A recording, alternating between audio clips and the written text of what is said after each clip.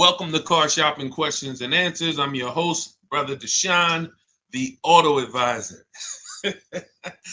And all I care about is making sure you pay less than everyone else for cars and never spend more than 30 minutes in a car dealership. That's been my mission. I spent 14 years in the car business. Now we do these live streams to make sure you have the strategies you need to save thousands of dollars, because there's only three prices you can pay with any car. Three prices: market value, above market value, or below market value. So all we talk about here is how to pay below market value, which leads to thousands and thousands of dollars in savings. And you can start typing your questions in and we will get to them one by one. So we appreciate you actually tuning in with us. Everything what I'll be talking about on this stream is out of my new digital book. It is called Cars from Home. That's a mindset. 7 steps to saving time, money, and avoiding dealerships. You can get a copy of it anytime over the next 30 minutes for 75% off. It's normally a $97 book. It's worth every penny. You can see it's 5 stars. You can Google it. But as part of my welcome offer, I want to give it to you for 75% off. So if you get to my TikTok bio before 30 minutes or my Instagram bio, click that website there, or the YouTube comments or the Facebook comments, you'll click a link that you can activate that 75% off and get your book for $24 instead of $97. But it's only for 30 minutes, so make sure you get there before 30 minutes is up. Okay, so we're going to start out with Mary's question, which is what to say if I'm asked to make a down payment. First thing you have to realize is down payments are not mandatory, and in all but 2 cases, they're unnecessary. So down payments, let's say you're looking at a car, it's $25,000. You want to buy it. The bank will lend as long as you have good credit, fair credit, good credit, great credit, 20% above what the car's value is.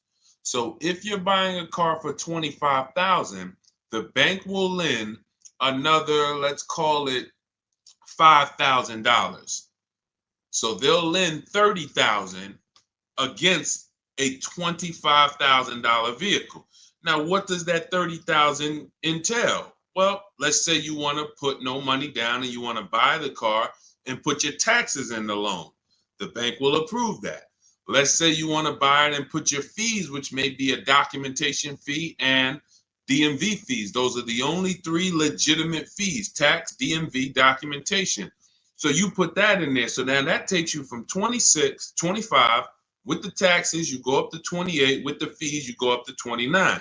The bank will lend up to 30 or 20% above the vehicle's value, which is 25, which means you can do a no money down deal.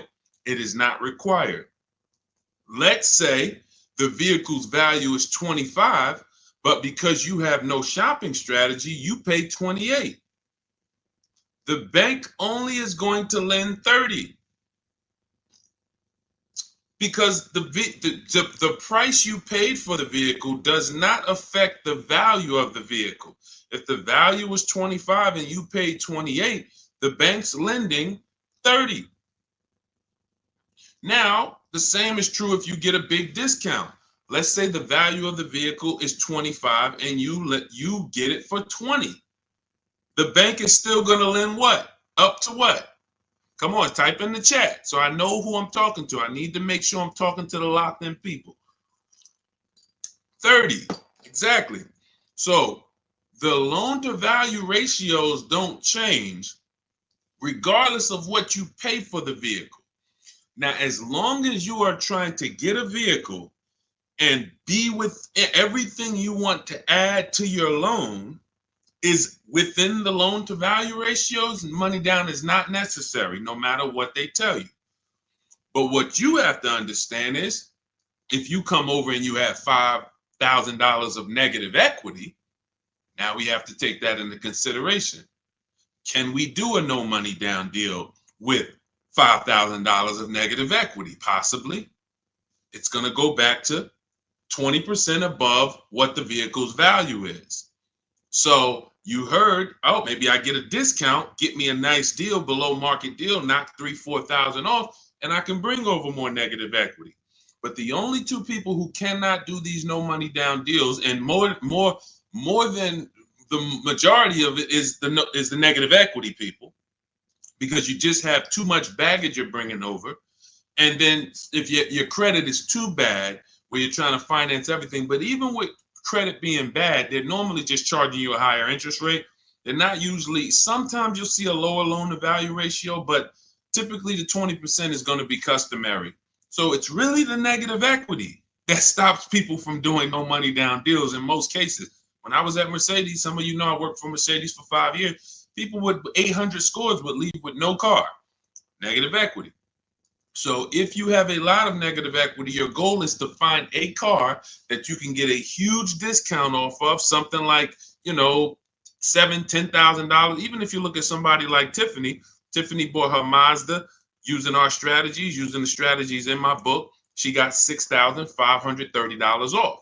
Now that's a $44,000 vehicle. So if she had $6,000 of negative equity to bring over, she could do it, because she got a $6,500 discount off the car she was buying. So this is the basis for understanding no money down, Mary. And a key is for you to understand you need to be shopping for the price of your vehicle. The vehicle you're going to buy, you should be shopping for that with an out the door price, not with a loan.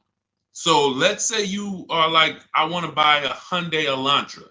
You should target whatever Hyundai Elantra you want, get the equipment, and then get a bunch of offers to see who's going to give you the biggest discount, because they're not all the same. They're very different. This isn't the Apple store. You can go to the Apple store in California, the iPhone's the same as the one in Florida. You go to a Hyundai dealership in Bay Ridge, Brooklyn, it's an entirely different price from, Inglewood, New Jersey. A total different price than, Metuchen, New Jersey.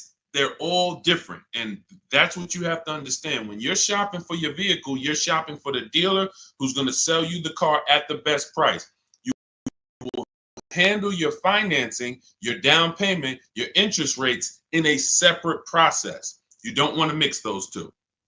Okay? That's a good start for you understanding that you should not be in a position where they're telling you make a down payment, unless you put yourself in that position. You follow what I just talked about over the last three minutes, then you should not be in that position. You should understand when a down payment is not necessary. And almost anyone can do these deals with no down payment. Go ahead, Dolan. Let's shoot the next one up. Keep typing your questions. We'll keep getting to them. What's up, Josh? Thank you for liking the video. I see you. Thank you, Bianca. Welcome to the people who are shared. Malik, 621, thank you for sharing. Shout out to the sharers. I see you. It does not go unnoticed. I appreciate everybody who shares, hit that share button, and sends this broadcast to some other people. I appreciate you. All right, AG, car shopping for a used Tesla X, how to save or haggle. There's two types of used car dealerships. When I worked at Mercedes, the first Mercedes-Benz dealership I worked at, big markups, wants to negotiate. Big markups. $7,000, $10,000 markups. Very exclusive cars in the particular case, but even if they didn't, they didn't have to have Mercedes. There's other dealerships that do this. They're going to leave themselves big markup, and then they're going to say, hey, let's negotiate. This is also for dealers who get a lot of traffic, walk-ins. They're either on a highway. They know that we're going to get 50 people on a Saturday to walk in. So they can charge, they put these prices up, and they're not trying to really sell them online. They're trying to sell them to the unsuspecting locals. Now, different dealership says, I'm only going to mark my cars up $1,500 because I want to sell a lot of them. This is an entirely different model, different mindset, different process. Where you will get in trouble is when you're talking to a dealer, or you're about to buy, you're trying to buy from a dealer that has the $1,500 markup, has already priced their car better than anyone, and you're trying to get $2,000 off because you think you're talking to the markup dealers. That's when you end up losing. So how do we know the difference? We use a process. In my book, I have a process called the multiple marketplace strategy, where we have all the marketplaces open where used cars are. If a used car is not on a website, you should not be talking about. You shouldn't be talking to anyone about it. If you can't find a vehicle on a website, a public marketplace, where every dealer wants to sell their cars, do not negotiate on these cars because they can make up prices. Let's say if it was on a website, it'd be 26. You come in, you're like, hey, I like that blue car. Hey, how much y'all asking for it? What's to stop them from saying, hey, yeah, it's not on the website yet. We're going to be asking 29. And then you're like, oh, that sounds kind of high. Well, what did you think? I'm trying to get to like 24. Now, meanwhile, if you'd have sold for 26, you probably would have, asked for, but because you think he's asking 29, now he could talk you down to 26 and you think you got a good deal. Meanwhile, the price they should have listed it for was 26 to begin with. So that's why it's a dangerous, unwinnable game to ever negotiate with a used car that you can't find on a marketplace, public, because that's where their competition is. So we're going back to our system. We're opening up all the marketplaces, CarMax, Carvana, Driveway, eBay Motors, Cars.com, Auto Trader, Car Gurus, and Carfax. 8 marketplaces. Now, all of these marketplaces have different cars. And sometimes you will see a marketplace that has a car here for 34, but the same car is on another marketplace for 32 because they lowered the price. But because you only look at Car Gurus and you're not looking at Carfax, you didn't see that when they lowered the price, this website updates faster than this one. So that's why we're on 8 marketplaces. And then we're narrowing it down based on the first thing you need to do is look at assess the market, I call it. In my book, in my multiple marketplace strategy, this is called assessing the market. What's the low prices? What's the high prices? Where the low side at? Low side is around 22. Okay, I see that. Now, the 22s are going to be garbage cars, accidents, frame damage, title messed up. But every now and then you see one for 22.5, 23, and it has a good Carfax and it has good service record, but it may not be the color you want. So now that has already set the market for you. I want it black, but I see a white one here. It has everything I want, but it's not the color. That means the low side of the market for that car is that. That's assessing the market. So now we're trying to find a vehicle there because, again, there's 3 prices that you can pay for any car. Market value, that's what negotiators pay. Above market value, that's what people who don't negotiate, can't negotiate, don't like negotiating pay. And then you got below market value, which is what people who use competitive bidding and put dealers against each other pay. Now, when we look at these low market, now we're trying to see, do we wait for a vehicle to pop up and can we screen down a couple vehicles to get to a top 3 or top 5 best choices?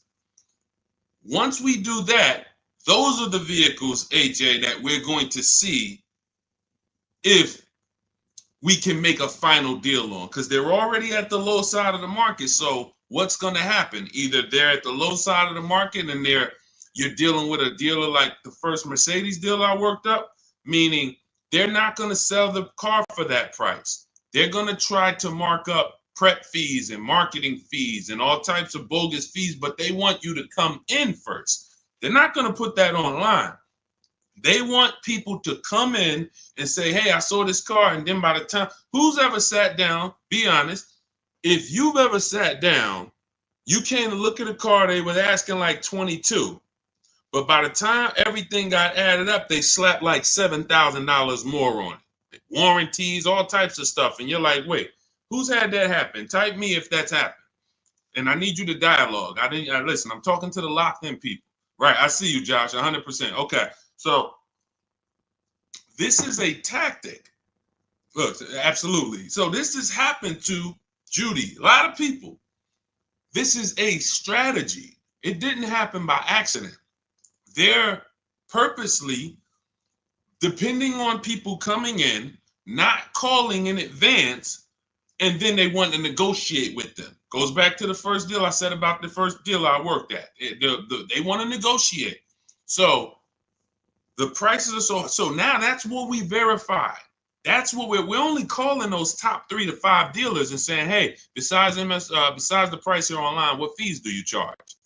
Once they say, oh no, tax, title, fee, doc, all right, now we know our last step is we need to get the original window sticker price so we can find out the true discount. Because we need to know, AJ, if we're dealing with a dealer who has the markup or not. And we never ask them for a discount over the phone. We go there because you got to understand I'm telling you how dealers operate because I've been inside. Every dealer who puts a used car on a website, we use a tool called V-Auto. It tells us where the vehicle we have priced at, where it ranks in the pricing. It'll tell us if we're in the top 3 best prices within 50 miles. It tells us that. So when you ask them for, hey, can you take off $2,000, $1,000 over the phone, especially if the car just got there, they're going to say, nah, listen, you can come in, we can see, but the car just got here. What we do is we drive there. We already know it's the best price on the market. So either way, we're coming home with a car. Unless it just doesn't drive well or something like that. Every now and then that happens. But usually when we leave and we know we've done our assessment from home, we're going to make that deal. That's how I did with my Infinity truck. I just had to test drive it, lock the deal up. When we do that, that's all we're doing when we get there. And we already know. Now, what we'll do, we'll ask them, hey, could you take off another $1,000? If they have it, they'll do it. If they don't, they might say, listen, we don't have it. The car just got here. I only got the car marked up. You see, we know they're telling the truth because we've done the research online.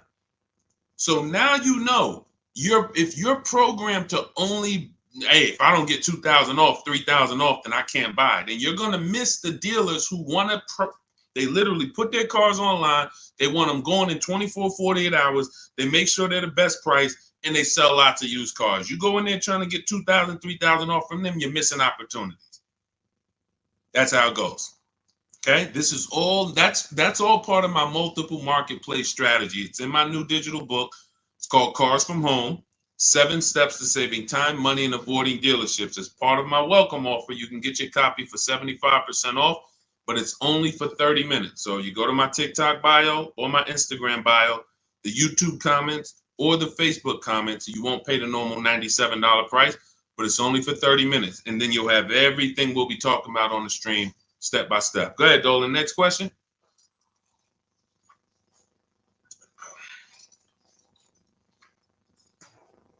Okay, Mel, what's going on? A 5-year loan to buy a 2022 Jeep Compass. Is it good to trade in for a lease now? So this sounds like, Mel, you figured out you should be leasing, not buying. And now you're like, should I make that move now? In my book, step 1 is the leasing versus buying question, because this is the foundation of your car deal. You need to know how you're going to beat depreciation. So normally what happens is when people learn about the 8-year rule, which says if you're not buying a car to keep it for 8 years, then you should be shopping for a below market lease, not a purchase. So when people learn that, oftentimes they're like, okay, I know I'm not keeping this car. I'm in 8 years. Should I wait or should I transition to a lease now? There is no benefit to you waiting. As long as your equity situation isn't so bad where it's going to stop you from transitioning to a lease, the play is to move to a lease as soon as possible, because you're not going to get the money back you're putting into owning these cars. The only people that get the money back for owning these cars are long-term owners. 8 years, 10 years. We got people on here who have cars. I'm sure some of you have had cars for 8, 10, 12 years, maybe even more. We usually get somebody on here that has a car for more than 15 years. This is the people who get all the money out the cars. So if you're keeping a car in a short term, you're not getting the money out of them. You're putting the money in, But then when you go to replace it and you see how much you're getting back for it, you're like, wait, all this money I put in, this is all I'm getting back. That's why you don't want to put the money in. And that's what happens with below market leases. You look at somebody like Zafrina. Zafrina's driving a $65,000 vehicle, Jeep Grand Cherokee. I got it here on the screen. She's paying $579 a month, no money down. So $65,000 vehicle, that would normally be $1,200-1,300. She's paying $579 a month, no money down. She's never putting the money in. Raphael, she has a Jeep. This is her second car using our process. This is my second car. Look, she said it worked. Followed a 2024 Jeep Grand Cherokee 4x4. MSRP is $46,000. Well, it's $45,900, but let's say 46. Payments $549. That's a 1.19% lease. That's normally at $45,000 before we even throw the taxes in. That's normally a $900 payment on a 5-year loan. You can type that into any auto loan calculator and see. So you're going from $900 to $549. $900 is what people are paying to buy, unless they put more money down. And then, see, people never factor in their money down. So that's why I always, when I'm talking to you, I'm going to let you know how much it costs with no money down. Because if it's $900 a month with no money down, but you decide you want to put $15,000 down, you can't tell people, well, my car payment's only $700 a month. What about the $15,000? Let's divide that, and then you'll see, no, it was actually $900 a month that you put into this vehicle. So that's why I compare, in every case, no money down, so we can really see how much these vehicles are costing us. So when you're paying $900 a month, you need to try to get that money back. And after a while, you'll see if you pay the car off and you keep it a long time, it makes sense. If you keep a car, somebody just said I had an 03 Camry from day one. Look, 307,000 miles. Now, time heals all wounds. He could have paid $10,000 too much for that Camry. Just overpaid. He didn't know what he was doing. It was supposed to be 20. They charged him 30.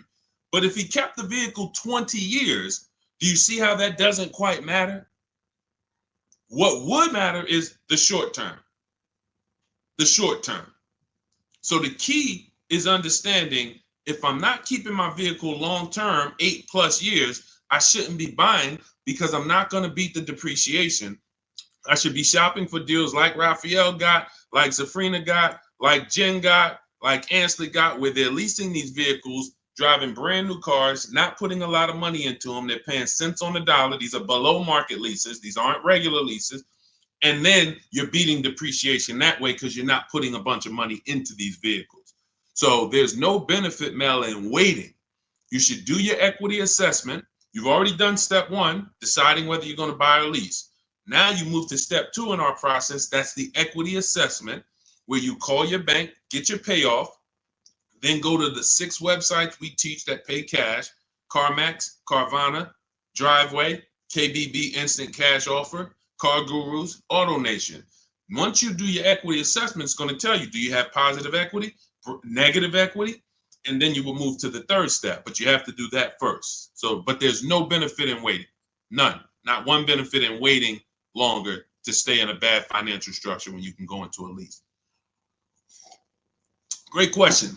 All of this is in my new digital book. For those of you, you're sitting there, you're like, Deshone, there's no way I'm going to remember all of this stuff. We haven't even started warming up yet. You can grab my digital book. It's called Cars from Home, 7 Steps to Saving Time, Money, and Avoiding Dealerships. It has everything in there step by step, leasing step by step, purchasing new cars step by step, purchasing used cars step by step, making banks bid for your loan step by step. And you can get it for 75% off as part of my welcome offer in my TikTok bio or my Instagram bio. Click the website there, and or YouTube comments or your Facebook comments, and you can get it for 75% off, which will be $24 instead of the $97. But it's only for 30 minutes. Once 30 minutes expires, the welcome offer does go away. And $97 is still a great price for what you're going to get, but $24 is better. Okay, go ahead, Dolan. Next question. Just got the book the other day. Awesome, Mel.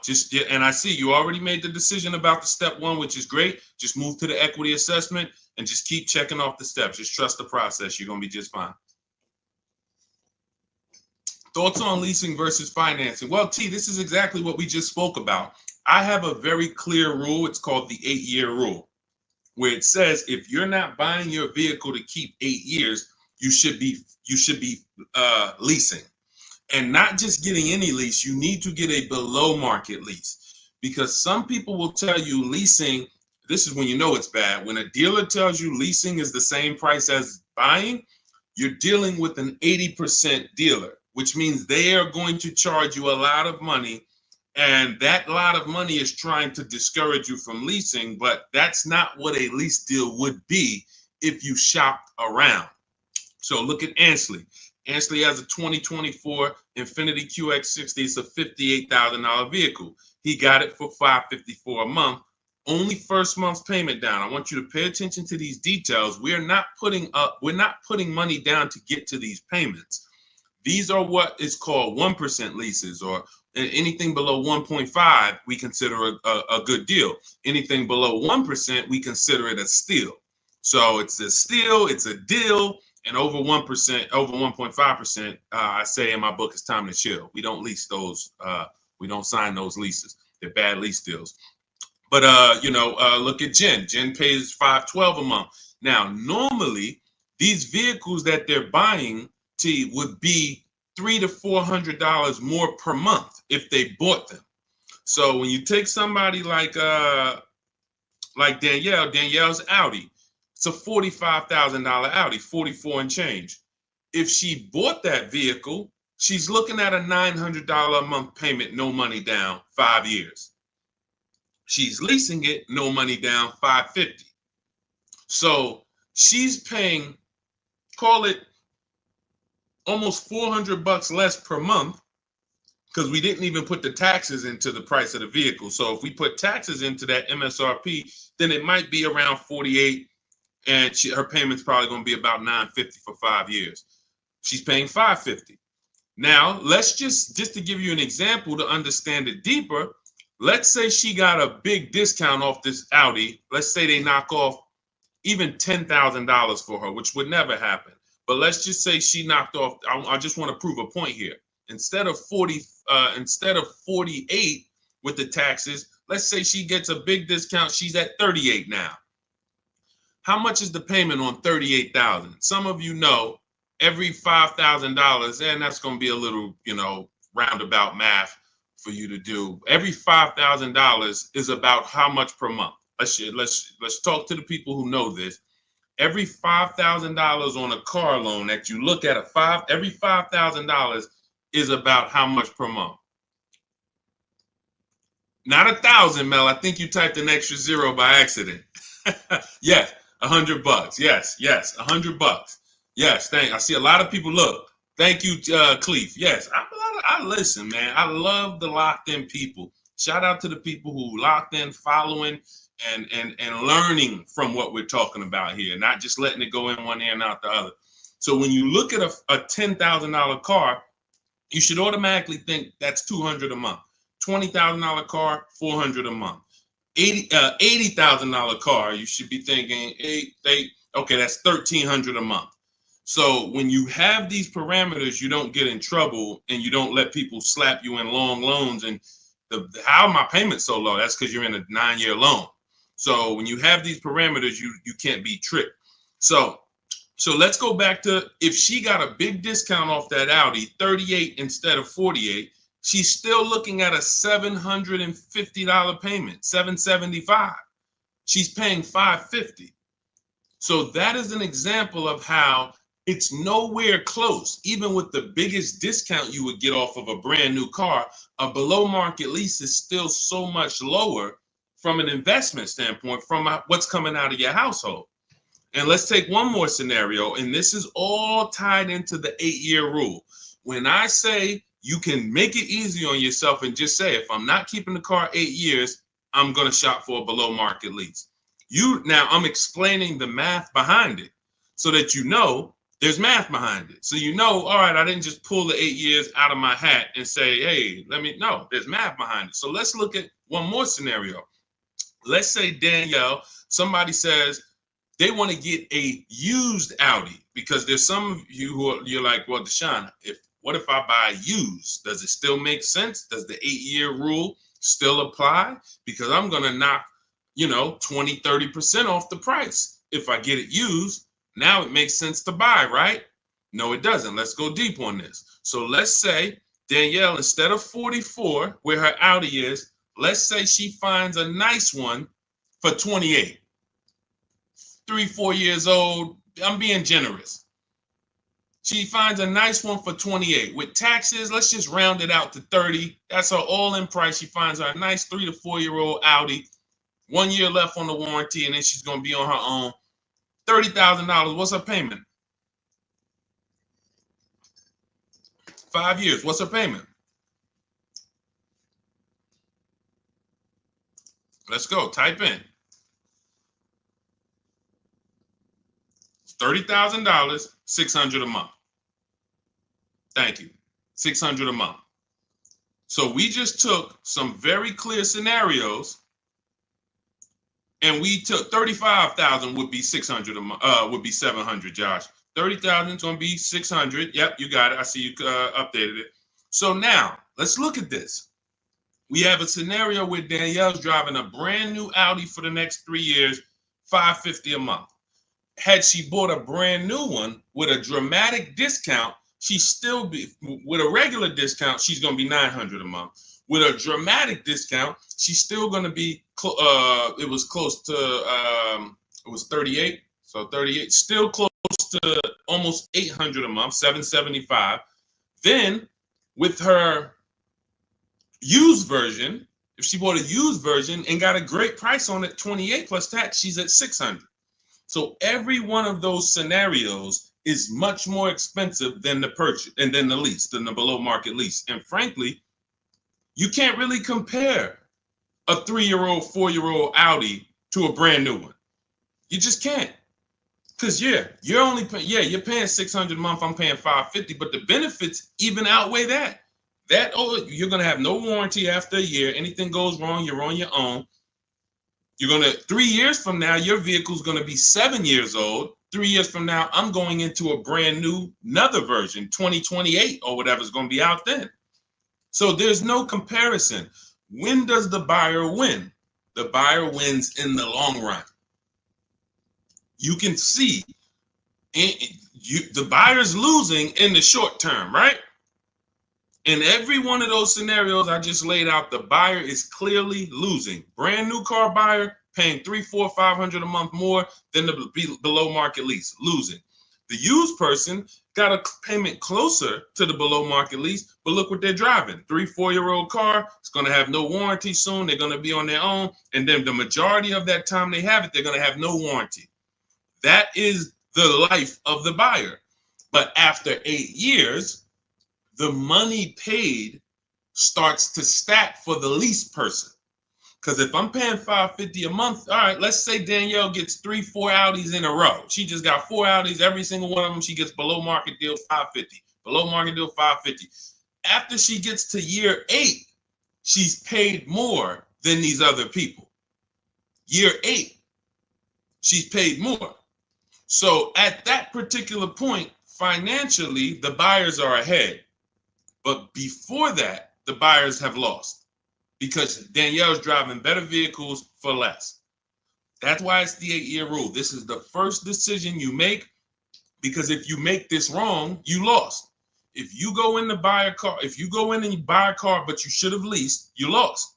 I just showed you. Doesn't matter how good of a deal you got. Man, Deshone, they knocked 15% off for me. Does not matter. If you're going to replace that vehicle in 3, 4, 5 years, you would have been better off getting a below market lease and never tying up all of that money in the vehicle.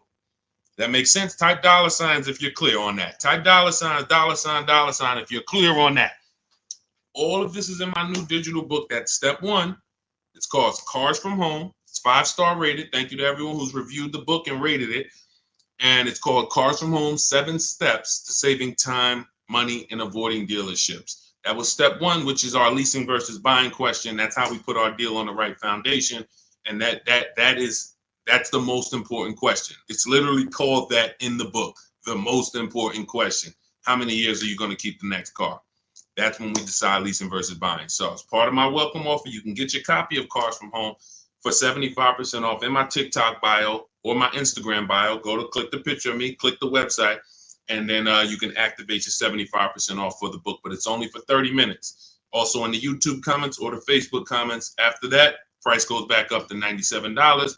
Welcome offer is gone, but go get your book and come on back to the show. And make sure when you get the book, you screenshot the thank you page, because on that thank you page is the link to open the book. I also email you a copy, but sometimes you type in your email wrong, you type in too fast, and that screenshot has my support team's email, where you can email my support team just in case you type your email wrong and your book's not in there. So go ahead, Dolan. Next question. Keep them coming. Keep typing your questions, y'all. We will get to as many as we can while we're on. How do you calculate the negative equity? This is a great question. Negative equity, you want to calculate based on your highest possible offers. When you calculate your negative equity based on anything but your highest offers for your vehicle, then you are now putting yourself in a position where you have more negative equity than you would have. So let's say you go into a car dealership, which we never do, and talk numbers. We go into a car dealership, test drive, pick up our car, but you're there, you're talking numbers. Now they look at you and they tell you your car is only worth 16. You have $6,000 of negative equity. That means you owe 22. So your car's worth 16, you owe 22. They're telling you you have $6,000 of negative equity.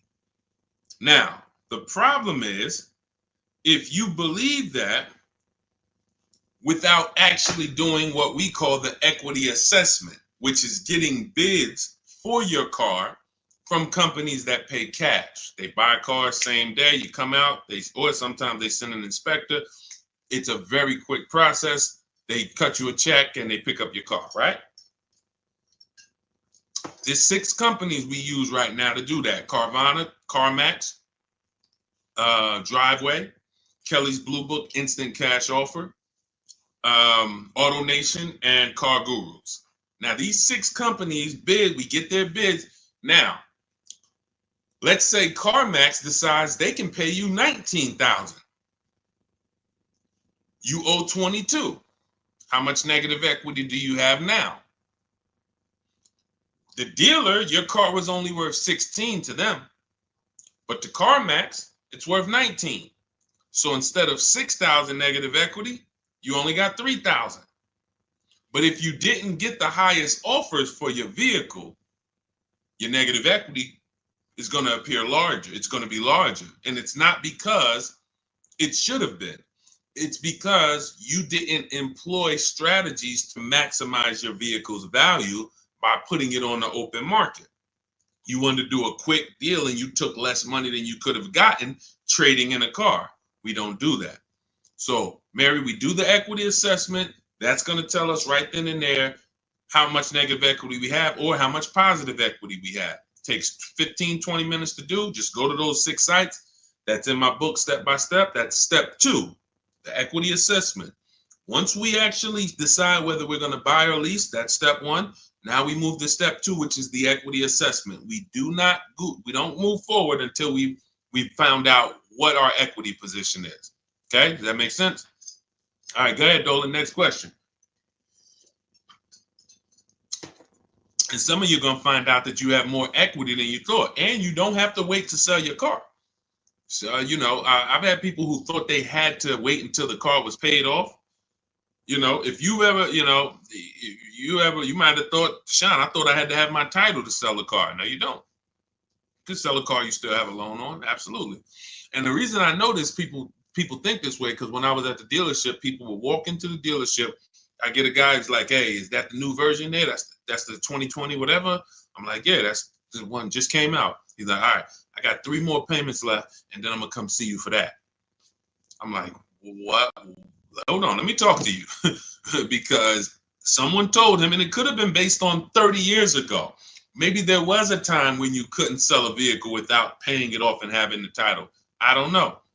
But in this particular case, it makes no sense to run a race, pay off a car, and then turn around and go get another car. You should be leasing. Because that's one of the downfalls of leasing is you always have a payment. Now, there's benefits there, but if you are buying and you always have a payment, because literally as soon as you pay off your car, you go get another car, and then you go get another car, and you always have a payment, you've never reached the reward stage of buying. So, IG, how would you know a car is below market value? Who to believe? CarMax? No, this is not. We don't believe companies. You know a car is below market value by looking at the market and getting multiple offers. There is no quick, oh, let me plug this in and this tells me this. We don't trust anyone. There's no trusting or believing anyone. You want to assess the market. If I'm looking at a bunch of used cars and I'm looking at, okay, 2020 to 2022 Honda Civics, I can see what the low side of the market is. They're at 19. I can see the middle of the market is about 23. Then I can see these all of my other ones, they high. I need to know where the low side of the market is. If I'm leasing, everything we do with buying, if we're buying a new car or we're leasing, we use a strategy in my book called the 25 to 5. We connect with 25 dealers online. We're going to get 5 offers. This is for new cars and leases. Assessing the market for these cars comes through multiple offers. So when I look at, let me give you an example. I'll use an example like Teddy. So Teddy gets multiple offers. How does he know that his BMW deal is a below market deal? Says here, look, the post is a bit wordy, but I'm too pumped. I will never lease another vehicle any other way. From start to finish, this deal took 6 days. Connected with 25 dealers online. We do this in 20 minutes. I'll show you in my book how to do this in 20 minutes. 4 nearby states. He's on the Indiana border. I received 10 offers. I only use the scripts provided. So I provide you with email scripts, copy and paste, because I know everything these dealers are going to say. Obviously, I was a car dealer for a long time, so I know the canned responses. So I wrote the email templates to respond to them. Now, he ends up, this is a $73,000 vehicle. He closed his deal at $856 a month, no money down. Now, how does he know $856 was the below market deal for his BMW? Because his highest offer came in at $1123. So you can see my highest offer during this process from a different dealer was $1123. Look, the dealer closest to me, the local dealer, came in at $986. So his closest dealer is $986. His highest offer is $1123. He closes his deal at $856. It's clearly below market value because he sees the market. The only way to get below market deals is to look at the market. That's why we have the best system for getting multiple offers on new cars and leases. Or if we're shopping for a used car, we're looking at multiple options. That's the only way. That's why I said there's 3 prices you can pay for any car. If you're going to buy a car, lease a car, if you're going to buy a new car, buy a used car, or lease a car, there's 3 prices you can pay. Market value, that's what negotiators get. They don't know if they're actually getting a below market deal. They're just negotiating to try to get to the bottom. But they don't know they're at the bottom because they don't even know if they're at the dealership. Let's just say, let me go back to Teddy's deal. Let me show you an example of why you can't get a below market deal from the wrong dealer. This Teddy's local dealer comes in at $986 a month. Now, we have counter offer calculators in my book. His $986 from his local dealer is not the first offer. That's the last offer. That's, hey, we're not doing anything lower than that. The highest offer, $1123. We're not doing anything lower than that. So if somebody's in there and they're negotiating with one of those dealers, they're not going to get to $856. They're at the wrong dealer. They're at an 80% dealer, and 80% dealers want to make a certain amount of money or they're not going to sell the car. If they can't make $5,000, they're not going to sell a car. $7,000, whatever it is, I'm not going below this. Meanwhile, the dealer who beat everyone's offer at $856, maybe they only made $2,000. Maybe they only made $3,000. Who knows? But the point is, they said, I don't need to make all that. I'm going to beat my competition and sell this person a car. That's a 20% dealer. That's why I say negotiators pay market value. People who don't, if you don't negotiate and you're like, man, Deshone, I just go and I close my eyes and just wake me up when it's over and I could drive out of here. You're going to pay above market value. So you're gonna, because you just don't have any, you don't have any fight in you, you have no strategy. But below market is reserved for the people who are putting dealers against each other, because it's the only way to know you got a below market deal is when you can look at enough options and know that you paid less. It's like this with anything. It's not just cars, TVs the same way. If you were buying a 100-inch TV, how would you make sure you're getting a good deal? You're going to look at probably 30, 40 TVs in every website. Then you're going to be, oh, this one's on sale, $699. All the rest of them is $900 and $1,000. Clearly, that's the below market deal. Same principles. Same principles. Go ahead, Dolan. Next question. You know, coincidence. All I do is teach you to shop for cars like you shop for everything else. Everything else in life, you shop this way except cars. Cars, you shop a way you wouldn't shop for anything else the way you shop for cars. Think about that. Am I right or am I right? Type right if you know I'm right. The way you shop for cars and buy cars, you won't buy anything else like that. You don't buy houses like that. You don't buy jewelry like that. You don't buy, maybe jewelry. That's a little, you know, because it's sometimes tough to put people against it. But you don't buy TVs like that. You don't buy furniture like that. Just walk in and, all right, go back and forth. No, you're comparison shopping. You're using the internet as your friend to get the information and start to have multiple options. That's all we do when it comes to cars. That's why we win easily. It's no struggle when you're using the internet to put people against each other. The struggle is going in and battling and begging someone to take money off when you're already about to spend 30, 40 grand with them. Imagine that. You're about to make a $40,000 transaction and you're just begging, come on, can you take off another 500? Just $40,000. All right. Best SUV to buy. This is all subjective. If you want to look at ratings, feel free to do that. I don't recommend cars because it's just too subjective. There's over 40 car companies. All of them have vehicles in every size category: compact, midsize, large, 3 rows. So there's so many categories. The key is this: find one you like based on looks. I like the look of that. And then you can come home and do what we call a quality check. This is in my book. This is in step 4. This is when we make sure the car we're shopping for is a good car. Some vehicles have a bad DNA. I want you to remember this.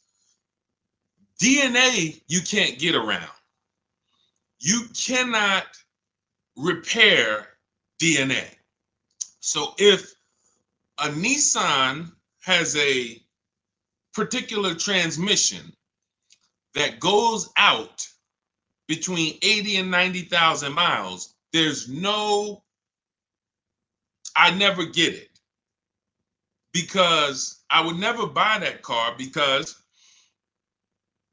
there's nothing I can do to escape what might happen. It's just literally the luck of the draw. Maybe mine doesn't go out at 80, 90,000, but these vehicles are known for the transmissions going out from 80 to 100,000 miles. That's why you'll notice a lot of Nissans for sale. They got like 80,000 miles on them, 90, because people get rid of them right when the transmission starts slipping or right before it goes out. That's what happens. So you can, and this is not all Nissan. So you need to, we always type in the actual car to Google, and we type in 2000, we put the year, the make, the model, 2000 Honda Accord reliability, 2018 Nissan Altima longevity. There's three words that we use that you need to get familiar with: initial quality, reliability, longevity. This takes 5 minutes to do. Initial quality tells you, what does the data say? What are people saying about the vehicle the first 90 days? So if you're leasing a car, you're going to buy a car new or you're going to lease it, you need to know what the initial quality reports are. What are the owners saying the first 90 days of the vehicle? Is it in the shop? Is it electric problems, little malfunctions, blind spot, whatever? That's initial quality, first 90 days. Reliability is your first 3 years. So you need to know, what are people saying about this car, not my neighbor. Not my neighbor. My neighbor owns one of them. There's 10,000 out here. What are they saying?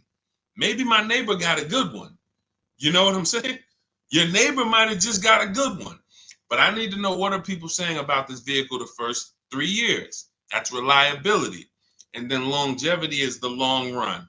7, 8 years, the engine. People, you're going to see people like Motor Trend and Vehicle Engines, all these websites that all they do is study engines and longevity. What are they saying about this vehicle? Are they saying that the transmission's known to go out? Sometimes you'll type in 2018 Kia Sorento longevity and you'll see right at the top, with proper maintenance, these vehicles are known to last 200,000 miles. That's a good sign. Now all we need to do is make sure we're getting a good one that has been properly maintained. But that's the DNA.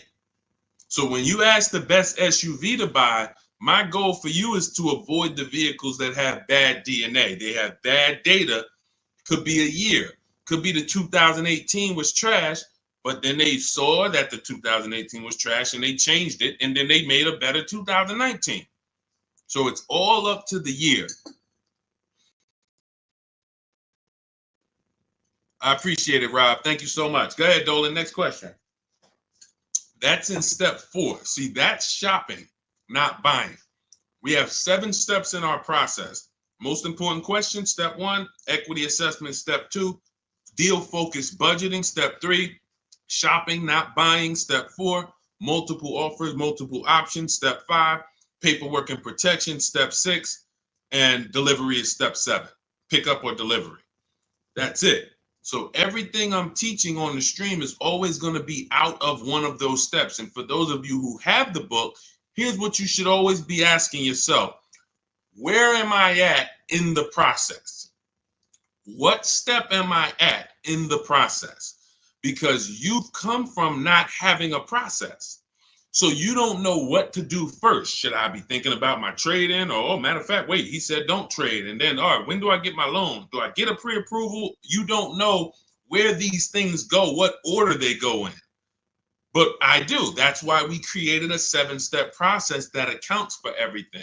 So you always want to be asking yourself, where am I at? What step am I on, to make sure, all right, listen, why am I focused on budgeting right now and I haven't even decided how many years I'm keeping the car? That's my first step. That's what it's about. Okay, Judy, my Jeep lease is up in 2 months. Strange lease of 5 years. Would you finance the car at the end? You've had the car long enough and you're not owning it. So whatever type of financial deal that you went in on this, it was not a good deal because you're paying way too long on a car that you're not going to own. That's the reason we don't buy our leases. We don't do 4-year leases. Paying too much, unless you're paying like $200 a month or something ridiculously low, where you add up all the payments, add them all up. Look at it. All right, I gave them $2,000 up front, and then I paid $400 a month, and I've been paying $400 a month for 5 years. That's 60 months. All right, wow. All right, I paid them a lot of money. Add that up, and you'll see, compared to the MSRP, I paid way too much for this car that I'm giving back. So that's why I wouldn't suggest you buy it, because if you're not going to keep it long term, normally with a lease, it's broken into 2 sides. It's a part you're going to use, and then it's a part you're giving back to them. You're not paying towards that part. Let's say it's 50-50. You could stretch your side out. You got to pay half this car. You could stretch that out for 4 years or 5 years. But it has nothing to do with that back end. You're still going to owe. If you want to buy this thing, you still got that other half. So I don't know what your lease deal is, but if it's structured like a normal lease, you've just broken down your side. You're not paying it. Now, if you've paid into the car, 60-70% of the car, but I don't think you have, because that wouldn't be a lease. That would be a loan. That would be like, hey, I'm paying the car off. I paid it off for 5 years. I only got 2 years of payments left. I should only owe a small amount. If that was the case, then that's different. But on a lease, if you just took a 5-year lease, then you're paying your half. You're not paying towards the back. So you might have a very, very low payment, but you're not actually building, you're not paying towards the car. You're only paying towards the half you're going to use. So in that particular case, I would give the car back. Now, again, I don't know the exact details, but that just doesn't, but here's the benefit of leasing is cents on the dollar. Look at somebody who has a Jeep. You can see here, Raphael got her Jeep. It's a $46,000 Jeep. She's paying $549 a month, no money down. So she's putting into this car $549. Let me do some math. This is why when we get away from these structures, it doesn't make sense anymore. $549 times 36, that's $19,700. Now, going back to her deal, the vehicle itself is $45,900 plus tax and fees. She's going to pay $19,000 over 3 years. That's less than what the vehicle would normally depreciate. So her vehicle that's 46 minus 19, about 27 is what's left, not to mention her tax. This is why you have to be judging the lease deal. Leasing is all about, I need a low payment and I need to pay less than I would have tying up all of this money. So once we get into these long leases, we've defeated the purpose. We've defeated the purpose of leasing. So I wouldn't finance the car at the end, Judy, unless you look at your deal and you can see that you only owe like another 10 grand or something, or 12 grand. Then okay, maybe you do pick it up on the back end, but then you should have equity, because if it's going like a normal loan and you've been paying for 5 years, you should do your equity assessment. You have equity, but if you're in a 5-year lease, you won't have equity. All right, that's a strange structure for sure, like you said, and never do it again. Unless I'm wrong about it, that's just not something that you want to do again. And hopefully you had a super low payment and you just kept the payment low for 5 years. But again, you're in the same car. There's no warranty. It's just, let's do something different. There's much better ways to benefit financially and drive, nice vehicles. Yep, you got it, Elaine. Thank you. Thanks for always tapping in. I always see your comments on my videos. I appreciate it. Go ahead, Dolan. Next question. Okay. Rita, what have you heard about the 2024-2025 Nissan Kicks? I would look at what we said over the last 7-8 minutes when we're checking the DNA of a vehicle. I ran down how we check reliability, initial quality, and longevity, and I would let it go from there. I don't give my opinions on cars. Now, what I do is I'm preparing these top 5 reports.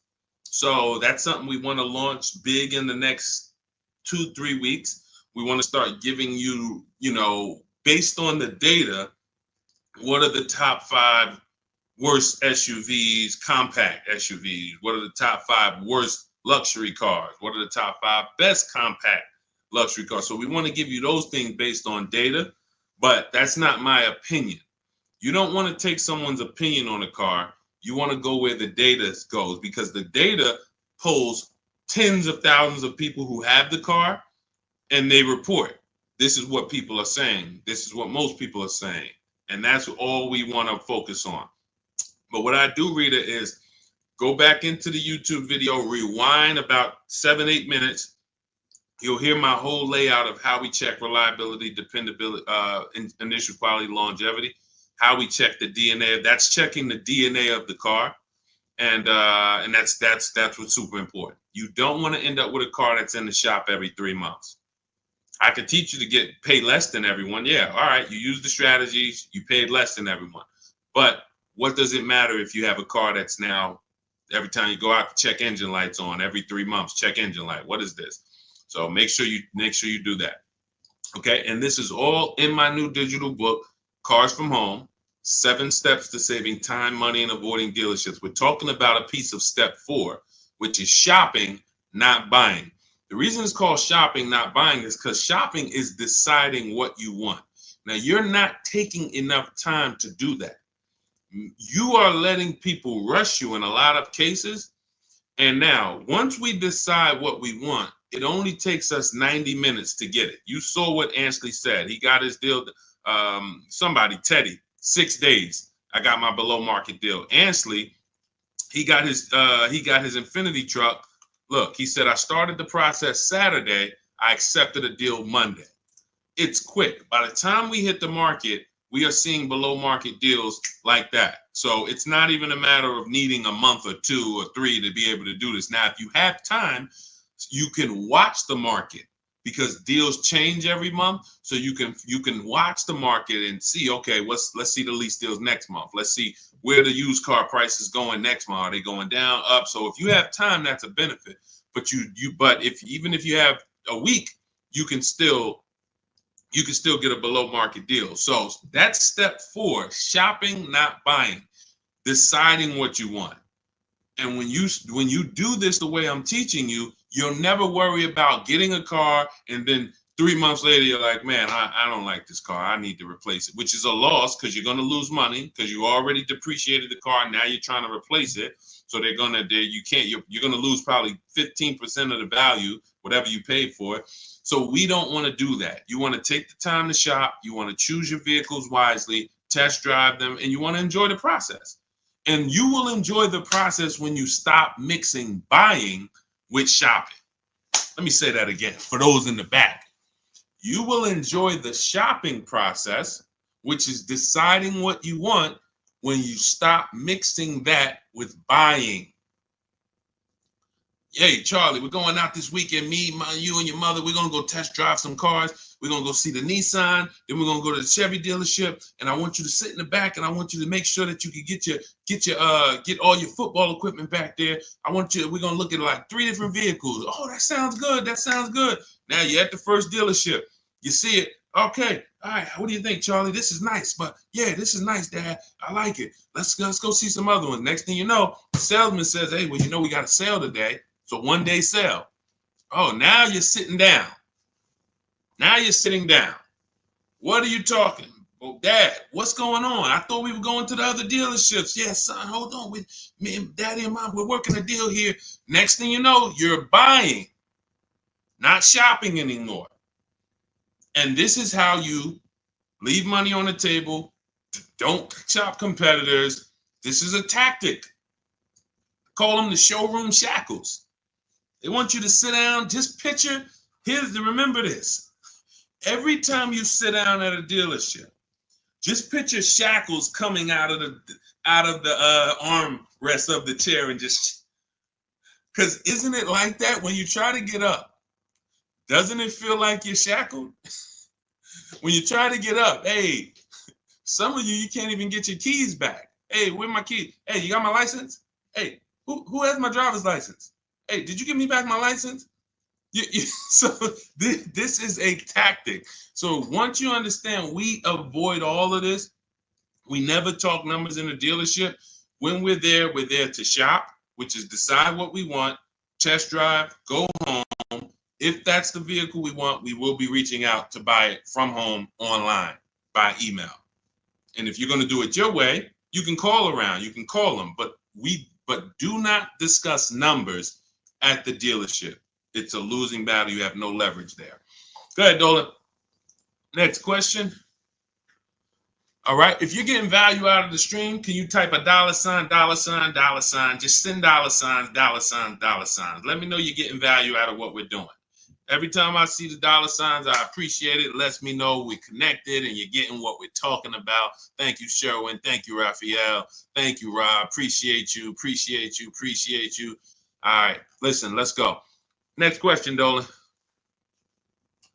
Yeah. Thank you, Jeremy. I appreciate it. I see you. Thanks, Tracy. Which value guide do most lenders use to determine value? Probably NADA.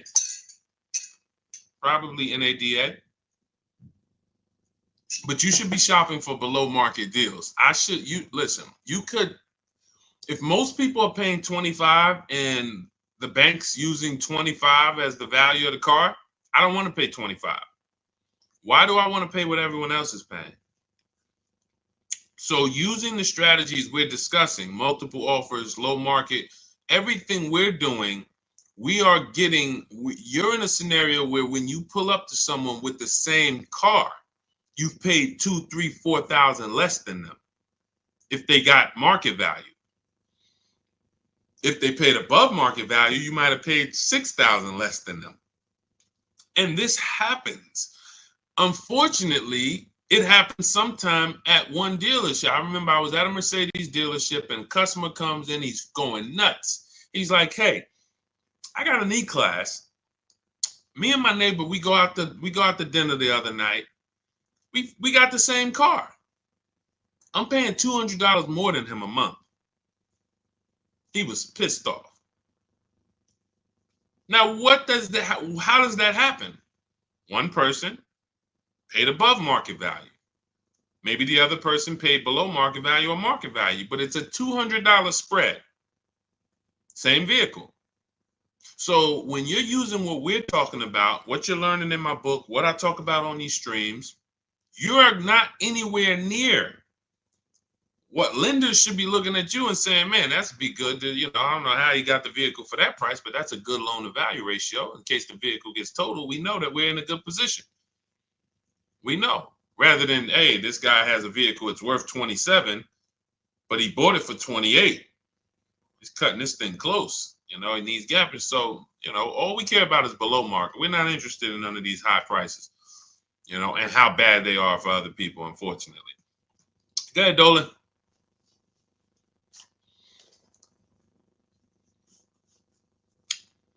For Countess, does it matter what type of vehicle you lease? Well, every vehicle has a different lease program attached to it. So every trim level has a different lease program attached to it. So a Mazda 3 Sport has a different lease program than a Mazda 3 Touring in many cases. Has a different lease program than a Mazda 3 Grand Touring. So every vehicle is different. Here's how I look at leasing, and here's how I want you to look at it if you want to talk value and money saving. You're looking for the car that you could drive the highest MSRP car for the lowest price. So my first lease was a Pontiac G6 $256 a month. It was like a $20,000 car, 2006. I paid a little more for it because I didn't have the credit. I had never financed a car. So I had to pay, I think I got tier 3 through my dealership. It was like maybe $40, maybe $30-something more per month that I had to pay. But my next lease was when I was at Mercedes, I leased an Infiniti that was next door. It was like a $32,000 car, $325 a month. It was an Infiniti G25. And then maybe a $35,000 car, G25. Then I leased a Q50, which was a $45,000 car, $345. Then I leased another Q50 because this was my wife's car, $365. And then I leased myself a Jeep Grand Cherokee 2018, $330, $35,000 truck, $330 a month. These are all under 1%. You take the monthly payment, divide it into the total MSRP. If it's under 1%, this is a steal. Incredible value. You're driving very expensive vehicles for very, very low payment. So, and then the last Infiniti that I got that I leased was we had 3 Q50s that my wife drove. And the last one was $365. So it kept going up by $20. Every time it would go up by $20. We had 3 Q50s. These were $44,000 vehicles. So that's how I approach leasing. Now, I might look at another vehicle, the same $45,000, but the lease program is not as aggressive. Once I shop my offers, maybe I'm at $500 because it's a different lease program. The lease program, in order to be at a 1% lease or close to it, you need a lot of support from the manufacturer. You need rebate, you need incentive, and then you need to get bids. So you can have a great lease program, but if you're at an 80% dealer, you're not going to see these deals that I've been showing this whole stream. You're not going to see any of these deals. You need a great lease program, and that combines with the bids that you're getting. And then once you get that, you can see, am I at 1%? Am I at 1.2%? Am I under 1%? Zafrina got a 0.88% lease on that Jeep Grand Cherokee, the electric version. She got a 0.88% lease. Ridiculous.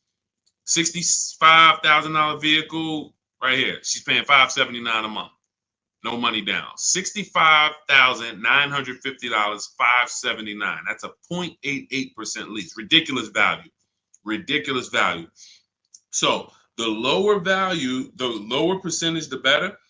I max it out in my book. I teach you the 1.5% rule. 1.5%, we don't lease above that. We don't lease cars where the lease deal is above 1.5%, because when you add up all the payments, you're paying too much for a car you're giving back above 1.5%. It doesn't make any financial sense to lease the vehicle at that point. We just go to another vehicle. I've had people that said, Deshone, I wanted to lease the Range Rover. I got all my offers back. It was 1.6, 1.7, 1.9, 2. What do you think? I said, pick another vehicle. Go back to the Range Rover in 3 years. Maybe it'll have a better lease program then. There was a time, I remember Range Rover Sports had a great lease program. There was a time where the Velar had a great lease program. It goes away. And then they're like, hey, you know what? We need to sell some of these. It comes back. So, but it's so many vehicles out here. It doesn't make sense to lease something where you can't get it for below 1.5 or even lower, because there's just so many vehicles. You can find one with a great lease program using what I teach. Every vehicle you shop, it's only going to take you 90 minutes to see the market. Once you get to step 5 in my process and you're actually shopping the market for lease deals, it only takes 90 minutes to go to the websites, copy my scripts, and then get the offers back. So you can do this for 3-4 vehicles over a weekend if you want.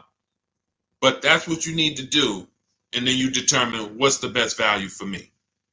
Simple. I'm only leasing vehicles that I know I can drive them for cents on the dollar, and they're expensive vehicles. I don't even do 1.5. Sometimes you'll see somebody, they really like a vehicle.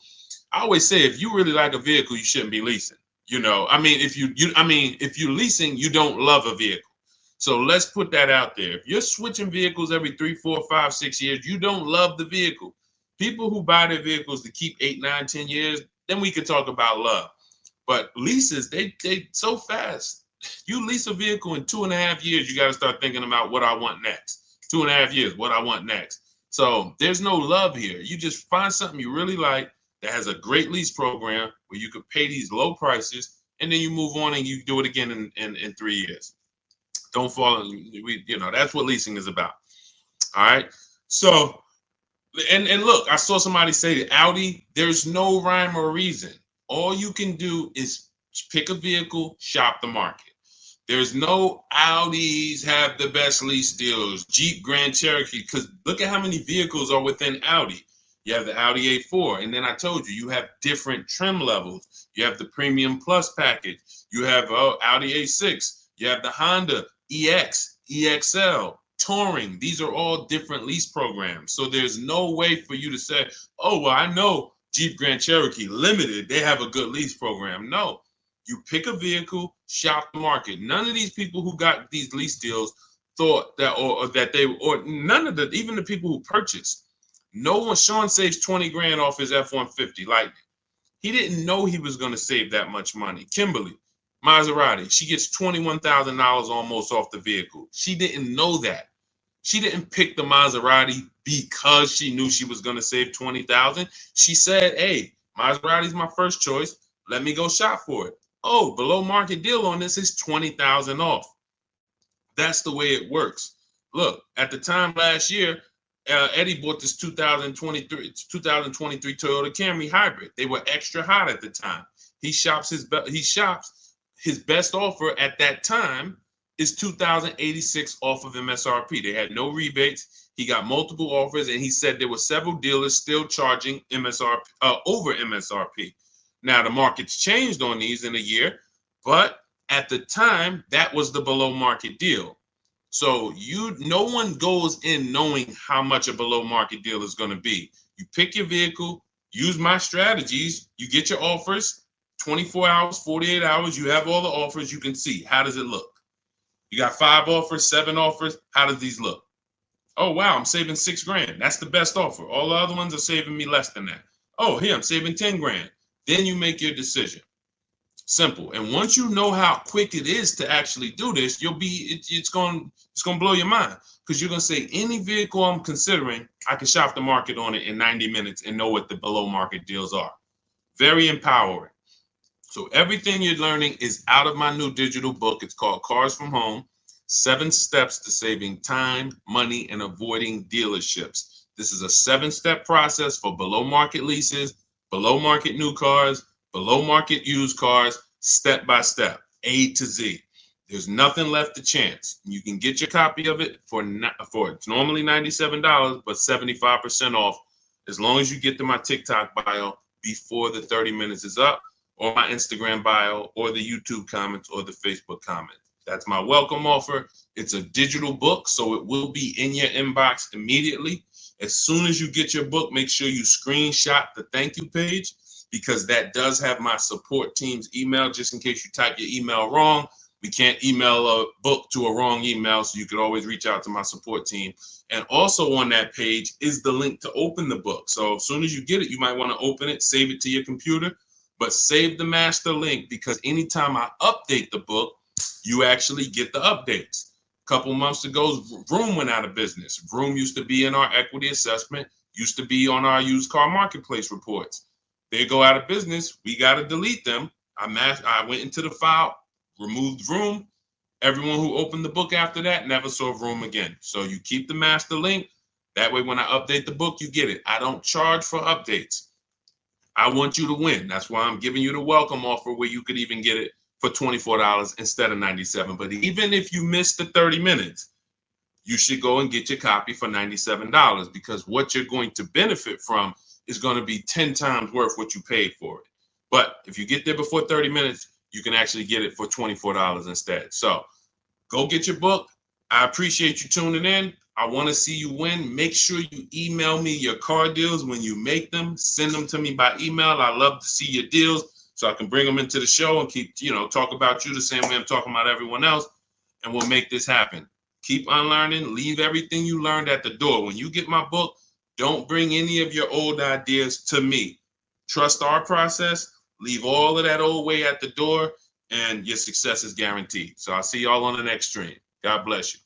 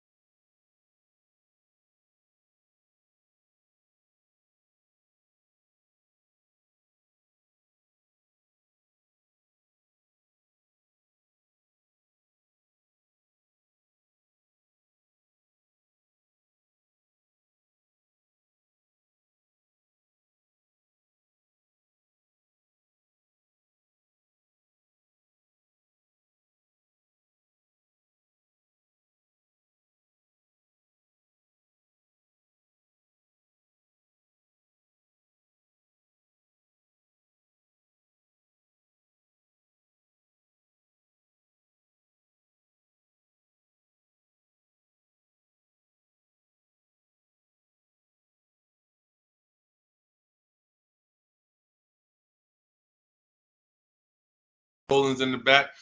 Welcome to Car Shopping Questions and Answers. I'm your host, Deshone the Auto Advisor. This is all we do here, is make sure that you have the answers you need to shop the way you should be shopping in this car market, and in any car market. You should be putting dealers against each other. So all I do is make sure that you know what you need to do. We don't hold back. There's no fluff here. We get down and dirty. And but I do want you to lock in. If you have a notepad, you're going to want to take notes. You're going to want to watch this recording, because we're going to be going over some stuff you've never heard before. Pretty much everything we talk about here is stuff you've never heard, you've never done, and that's okay. That's why we represent unlearn, relearn. All right, we got to unlearn the old way Everything on the show is sponsored by my new digital book, Cars from Home. Thank God it's 5-star rated. Thanks to everyone who's reviewed it. You can get your copy for 75% off in my TikTok bio, in my Instagram bio, in the YouTube comments, or in the Facebook comments over the next 30 minutes. You got 30 minutes to get 75% off, and that book will be in your inbox in 5 minutes. You'll have everything we're going to talk about on the stream and more. All right, so let's get started with the first question. What's a good mileage on a decent first car? Well, you want to look at mileage per year. So if you're looking at a car that's 5 years old, you want to consider average miles driven is 10 to 12,000 miles. That's average miles for a driver. So if you look at a 5-year-old car, 60,000 miles is just fine. You're looking at an 8-year-old car, 8 times 10, 80,000 miles, 96,000 miles. That's perfectly fine average miles for that car. Now, some people like to get below average miles. That's fine too. You know, anything above that. But here's what's more important than the mileage on the car. Service records, absolutely paramount. In fact, let's go to what really makes the car good or not, the DNA of the car. The DNA of the car is things that can't be fixed even when the first owner took care of the car. You might have a car, we always do what's called an initial quality check, a longevity check, and a reliability check on each car. I'm going to show you how to do that very easily. It takes 5 minutes. All of the stuff that I'm talking to you about takes minutes, not hours to do using a computer. So when you said the DNA of a car, that's something that can't be controlled because they made it that way. So if you look at a car and it has bad electric issues, that's in the DNA of the car. Doesn't matter if it was taken care of, doesn't matter if they serviced it. It's built in. Some cars, when you do your longevity check, let's say you're looking at a 2018 Nissan Sentra. You type into Google 2018 Nissan Sentra longevity. You're going to see, hey, some of these vehicles have electrical transmission problems at 80,000 miles, 90,000 miles. It's in the DNA of the car. Doesn't matter if you got a good one. Doesn't matter if you got a bad one. Chances are you're going to deal with these issues. So what we do, any car you are looking at, a used car, I want you to type in the year, the exact year of that car, and then type in reliability. That's going to tell you what they said about the car the first 3 years. You skim the articles. You don't need to read. All you're literally doing is skimming that first page. If you see this car has less than normal reliability, less than average reliability, you want to look for red flags. Then, once it passes the reliability check, then you type in 2018 Nissan Sentra longevity. Skim the articles. You'll see things about the engine. You'll see, okay, these engines last 200,000 miles. You'll see any red flags. You look at that first page, skim it. That's going to tell you everything you need to know to see is the data showing on these cars that it's bad. Don't listen to your neighbor. Your neighbor has one car. Hey, I love this car, but there's 10,000 other people with that same exact car, and maybe 20% of them are having an issue. So go where the data is, type in that search. It's very easy to do. That's in step 4 of my book, which is called Shopping, Not Buying. All of that is we do a 7-step process, and we do not buy any car or lease any car without checking the DNA of the car, which is the data. That's more important than the mileage on a used car. Great question. Let's go. Keep typing your questions. We'll get the next one. All right, we'll get the next question. All right, let's go. Is it better to say I have a trade-in or not? Great question. We don't use the word trade-in. That's actually a curse word here, because I'm going to tell you this. If you had this phone, will you get more money? I want everybody to lock in. Stay close to your keyboards. We're going to go through as many questions as possible. If I had this phone and I wanted to sell it online, would I get more money selling it online, or would I get more money trading it in for another phone? Type into the comments. Would I get more money for this phone selling it on the open market or trading it? Sell or trade? Thank you. Sell. Okay, shout out to the people that are locked in. So that's a good indicator of why trading does not get you the most money. Trading is a convenience thing. Now, we used to have to sell our cars privately if we wanted to get more money. Used to have to list them on Facebook Marketplace, have a bunch of people come by your house. They're driving it. Hey, you mind if I look under the hood? Strange people. We don't have to do that anymore. Why? Because there's big companies that cut cash checks for our cars, and it's easy to find them. I'm going to give you the 6. CarMax, Driveway, Carvana, Kelly's Blue Book Instant Cash Offer links you to a local dealership to get a cash offer.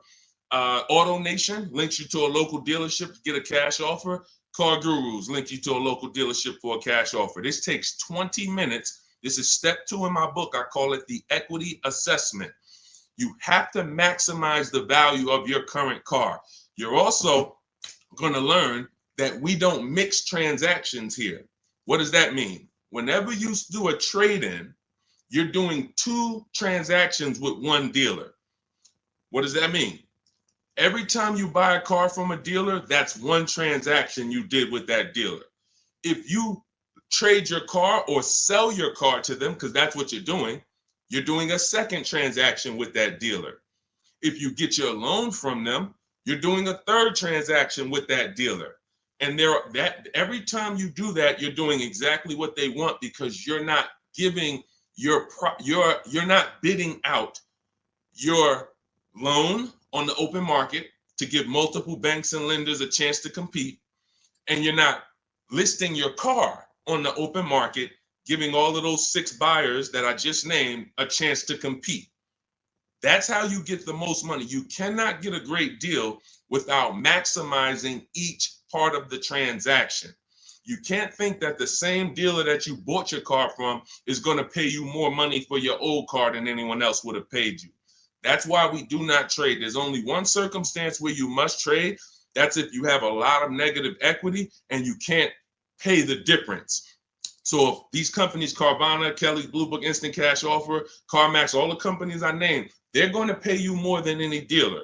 Now, if you have negative equity after you get those offers, then you'll see, all right, the best thing for you to do is to pay the difference. Because if CarMax's offer is 19 and no one else is going to touch that, that's going to be the smallest amount of negative equity that you can have, because you got the highest amount for the car.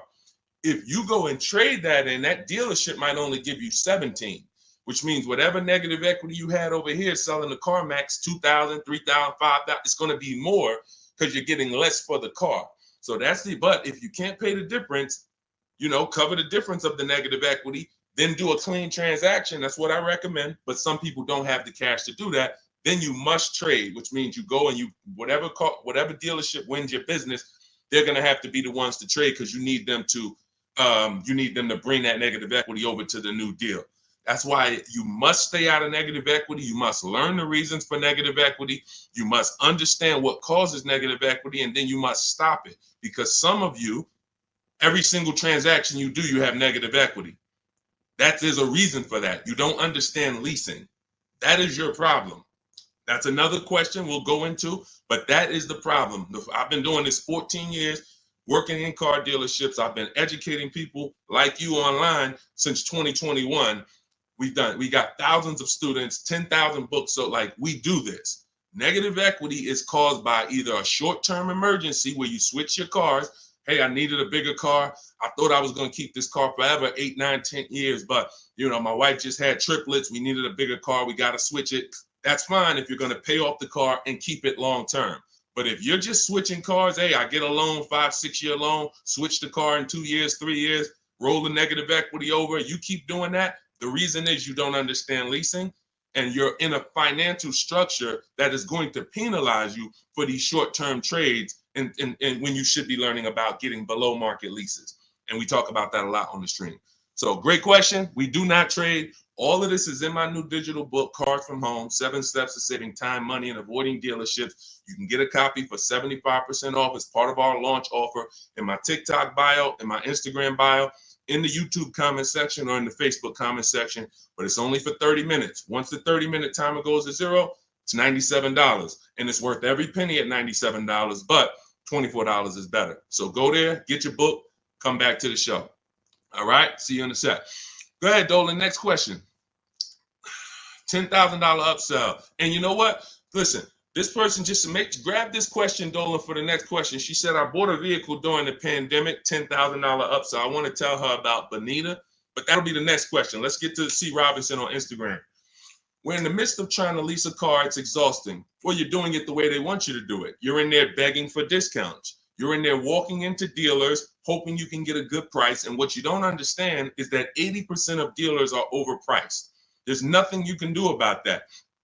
Picture 10 dealerships on a block. 10 dealerships, they're all Nissan dealerships on a block. 8 of them are not going below a certain number. Doesn't matter how much you negotiate, yo, I'm not doing any better than this. And when they look at you and say, hey, Mr. Robinson, this is my best price, they're not lying. That's their best price. That's not their competition's best price. Their competition's best price is totally different. And what you have to learn is when you're looking at car dealerships, it's not like the Apple store. The Apple store, I go get an iPhone here, I could be in Southern California, it's going to be the same price. I can go up to Canada, it's going to be the same price in most cases. This is a convenience aspect. They fooled you into thinking, oh, the Nissan dealer you're at, we're just the closest one, but we're all the same. They're not the same. They compete every single day to see who's going to sell more cars. They report their numbers at the end of the month. They're competitors. They sell cars for different prices. So what you have to now do is bring that competition into your car shopping. You cannot do it going from dealer to dealer. If 8 out of 10 dealers are overpriced, then you need to figure out, how do I talk to all these dealers or communicate with them at one time to where I'm going to be able to get numbers from all of these dealers or whoever has a car, and I'm going to pick the winner. That is what we do. That's why our entire mindset and philosophy is called Cars from Home. There's only 3 reasons we're in a car dealership: to test drive, then we leave; to have our car appraised if we're selling it to a used car manager, then we leave; or to pick up our car because they don't deliver. That's the only 3 reasons. We are not there to talk numbers. We're not there to find out what's the specials of the day. We do all of that from home, online. You have the internet at your disposal. You wouldn't walk into a store to buy a $2,000 TV. Nobody would. No one who wants to get a good price on the TV. You'd be at home looking at all the TVs online and then saying, okay, boom, that's the best one. And you can make that decision in minutes because you have the internet at your disposal. It's the same way with cars. We have the online shopping system that allows you to get 5 offers because you must get 5 offers. I just told you 80% of dealers are overpriced. So that means 4 out of 5 dealers are overpriced. When you walk into Nissan and say, hey, there, can I get a quote on a lease? And they give you $799 a month, you leave saying, man, Nissan's expensive. No, Nissan of Bergen County is expensive. Nissan of Bay Ridge is expensive. You need to understand that that is one dealership. And when you grasp that, you won't be going into dealerships to get prices anymore. You'll be sitting at home like we do, getting prices online so that you can see. When you go to my book page, you'll see dozens of people. We share all. I've helped so many people learn this. I'm so fortunate because once I saw that they were able to do this, it just made me say, let me keep sharing their stories. See, anyone knows, okay, Deshone, you've been selling cars 14 years. You've been doing this since 2006. Obviously, you can get great deals. That's why all I do is share what my people who learn from me get, their deals, because they're all that matters. So you want to get 5 offers, Mr. Robinson. It doesn't matter if you're going to call and do it. Talk to sales managers. If I was calling, I would be calling and talk to salesmen. Now, who does not like talking to car dealerships? Type me in the comments. Stay close to your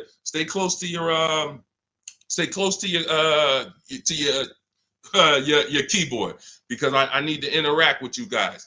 Who does not like talking to car dealers? Because there are some people who do. When I was in Mercedes, it was some people who used to pop into the dealership every 2 months. They just come in. Hey, what are you doing here? And they're like, it's just, they get a thrill out of it. But if you don't like talking to car salesmen, type me or type hate it. I would only talk to managers if I enjoyed talking to car dealerships. I would only talk to managers if I enjoyed it. I would never be talking to car salesmen about a car deal. I would only talk to managers. That's one way to do it. But it's not as easy as our way. Now, if you're not going to use my book, talk to managers. Talk to managers. You must get 5 offers because then you're going to see how the heck is the same car, same $35,000 car. One dealership's charging me $560, no money down. One dealership's charging me $490, no money down. One dealership is charging me $395, no money down. How are these offers so different? because you're proving to yourself what I'm trying to tell you, which is 8 out of 10 are overpriced. That's their best offer. Charlie, that you've been buying cars from for 17 years, you done sent your kids to him, he might not compete. He's happy as long as you keep coming in and letting him control your deal and saying, hey, I made you a good deal. But once you start putting Charlie against the competitors, you're going to see Charlie was probably overcharging you all these years. And he's happy as long as you don't shop. But everything we do is by email. We do not talk to car salesmen. Everything we do is by email. In my book, I have scripts, templates. They're all email scripts. I'm not giving you script. Hey, don't ever say you don't have a trade-in. All of this stuff they've been trying to teach y'all since 2009 that never worked, that still had you having a horrible experience. We don't do that. I'm not teaching you to go negotiate with someone who negotiates 3 times a day, 5 days a week. I'm not going to do that. But what I am going to do is teach you what to say by email to everything they're going to say to move the conversation forward with multiple dealerships at once so you can get 5 to 7 offers. That's why in my book, step 5 is called the 25 to 5, where we connect with 25 dealers online. We do it in 20 minutes, and you use my email scripts to move the conversation forward to get 5 to 7 offers. Once you get 5 to 7 offers, you're going to see the best one. You make your deal in literally minutes. This will take you 90 minutes. This is so simple to do. That old way you'll never go back to. That's the system for buying new cars and leases. Shopping for used cars is different. We still don't talk to salesmen, but it's a different system because we use the marketplaces. But that's your problem with shopping for a lease right now, C. Robertson. You are in the wrong places, talking to the wrong people, trying to beg for discounts when you need to step out of that and start making dealers bid. That's all in my new digital book, Cars from Home, 7 Steps to Saving Time, Money, and Avoiding Dealerships. It's the whole blueprint, step by step. You can't mess it up. We got grandmothers, single mothers, introverts. Doesn't matter. You cannot mess it up. So get your copy for 75% off in my TikTok bio, my Instagram bio, the YouTube comment section, or the Facebook comment section. Only for 30 minutes. Use it. You'll never have these problems again.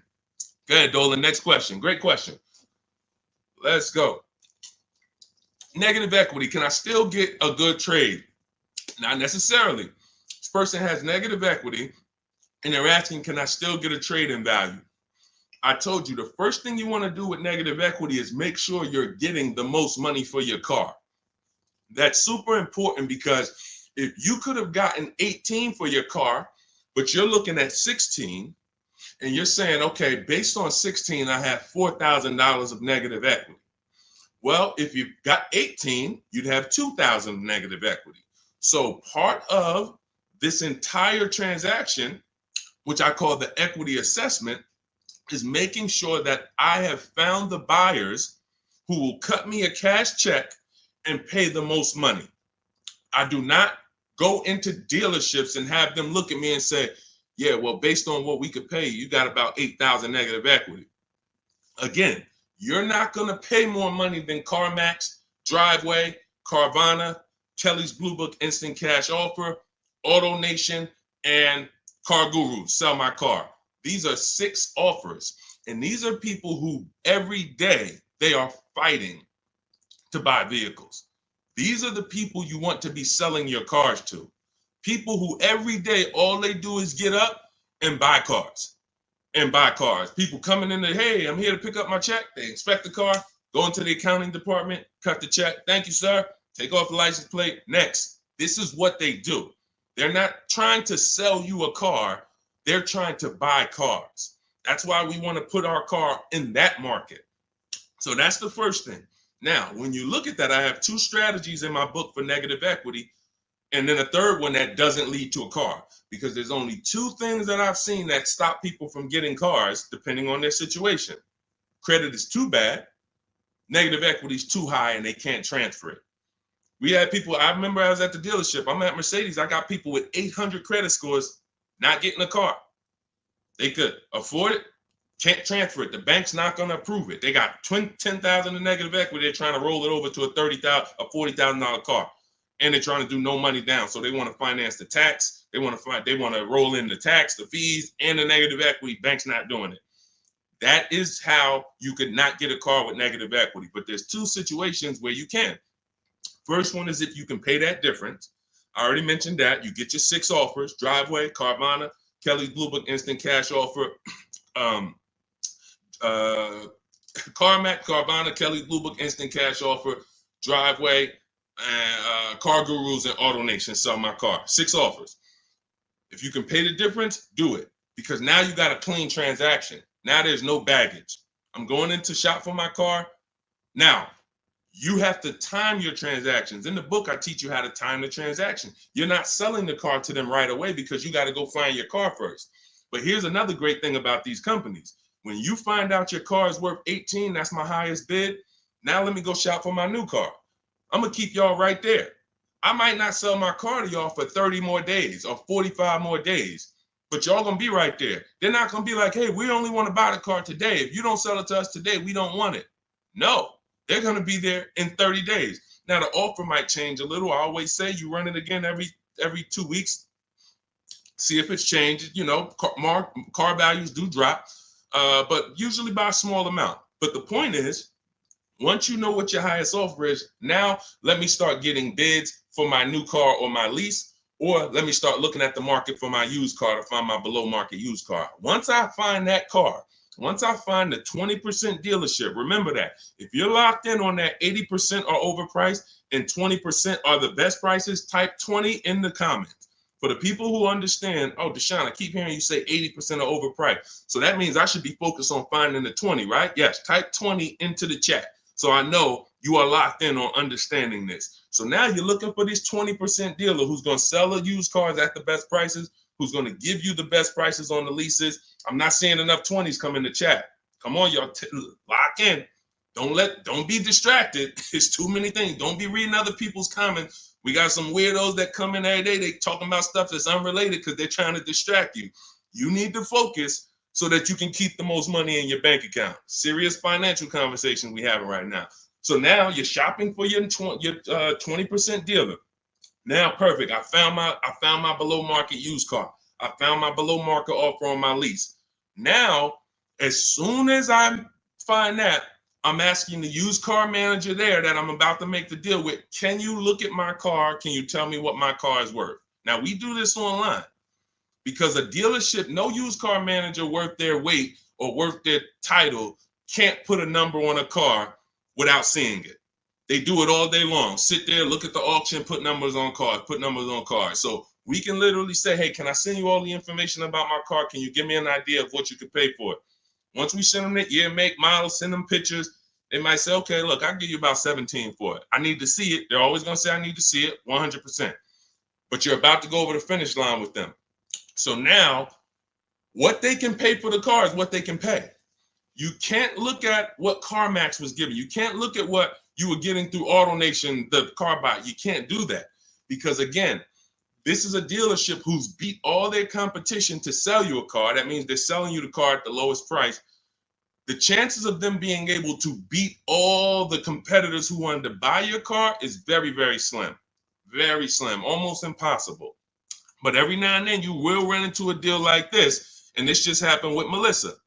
Where's Melissa? Melissa, she gets her 2025 Honda Pilot. She didn't want to buy anymore because I told her about the 8-year rule. She found out she wasn't keeping her cars 8 years. She should be shopping for leases. She was spending so much money buying these cars, replacing them every 3 to 5 years, and she was losing on resale and depreciation. So once she learned about the 8-year rule, this is step 1 in my book, she said, Deshone, I'm not buying anymore. I'm going to be leasing. So she shops for her below market lease. She ends up getting a cash check. She gets her highest offer from Carvana for her old 2018. It left her with $12,000 of equity. Now, once she made her deal on the Honda, she asked the used car manager to look at the Kia. He matched the Carvana offer and gave her $12,000. That does happen sometimes. Every now and then, you're buying from a dealer and they can look at that used car and say, you know what, that car is valuable to me. And they will be able to match the offer that you got from the online buyers. But it doesn't happen in most cases. So you usually, but you don't want to get rich. You know, if I knew that I was getting 19 over here and they tried to offer me 14, that's when I'm going to be like, hold on, I might have to go and look at my other offer or my next best offer because it sounds like you're a little too low. But this is what you are. When you're at the mercy of trading, this is what you do. You can look at the market value of what you get and you're like, I know you're giving me nowhere near that. That's why I need y'all not to be trading cars. Get out of negative equity, stay out of negative equity, understand the cause for negative equity. You should be leasing cars, not buying them.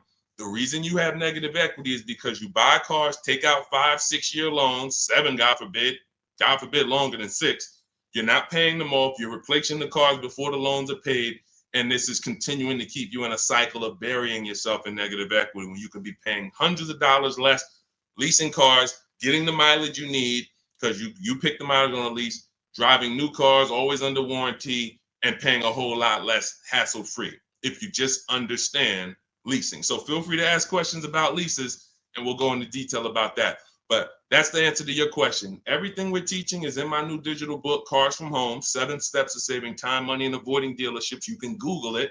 You want to jump off and go Google that book. It's 5-star rated. Thank you to everybody who's reviewed it, rated it on Goodreads. Part of our welcome offer, you get your copy for 75% off.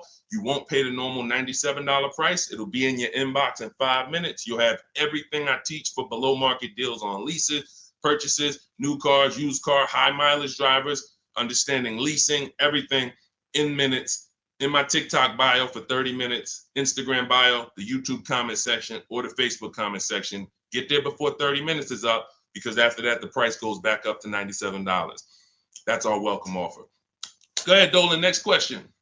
Shout out to the sharers and shout out to the people running the likes up on TikTok. Y'all know it's a couple people on here that know I can see the likes just going up. Y'all keep tapping the screen and y'all see those likes run up. We appreciate you. I can't share this. We can't get this message out without you. The people who take the time to share. I see you. Hello from Jennifer. She said just shared the live. Everyone who shares these broadcasts, who tags their friends, we appreciate you. Y'all are the real ones. All right, let's go. Steve Chase. The 5.3, 6.0, 6.2 GM motors with variable valve timing are throwing lifters like crazy. Beware. Okay, well, listen, that's what we would check in our reliability and our longevity checks. See, so he's talking about the engines on these vehicles and the variable valve timing engines. Listen, there are cars that are new cars that have serious problems, especially when you consider what happened in 2020 to 2023, when we had a limited inventory supply, but we had people trying to build cars to get them out to satisfy demand. So you had a lot of cars being built on the fly. But here's the thing. Step 4 of my process, which is shopping, not buying, we're doing a longevity check, a reliability check, and an initial quality check. Any vehicle you're doing, if you're leasing or buying a new car, you need to understand these 3 terms. Initial quality is, what is the data saying about the car the first 3 months? What are the owners saying? Is the technology clunky? Is it hard to use? That's initial quality. First 90 days that the vehicle has been in existence, what is the data saying? Reliability is the first 3 months. What are owners saying the first 3 months about this vehicle? What is the data showing? Not your neighbor. Your neighbor is not the data. Hey, I love this car, Steve. Okay, there's 10,000, 50,000 other people that have this car, and maybe 10% of them don't love this car because there's an issue going. You might have got a good one, they didn't. We need to know what the data says. So reliability is the first 3 years. Longevity is the long term. What are the reports saying about the engines, the transmissions? So how do we check this?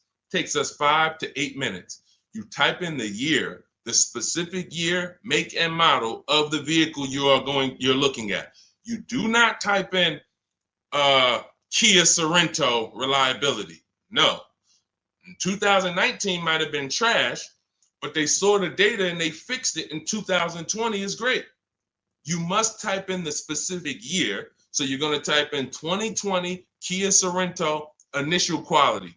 And you're going to just skim the first articles on Google and see, what is it saying? Okay, this initial quality, owners report these issues, electric issues. Just skim the first page, look at the major third-party websites.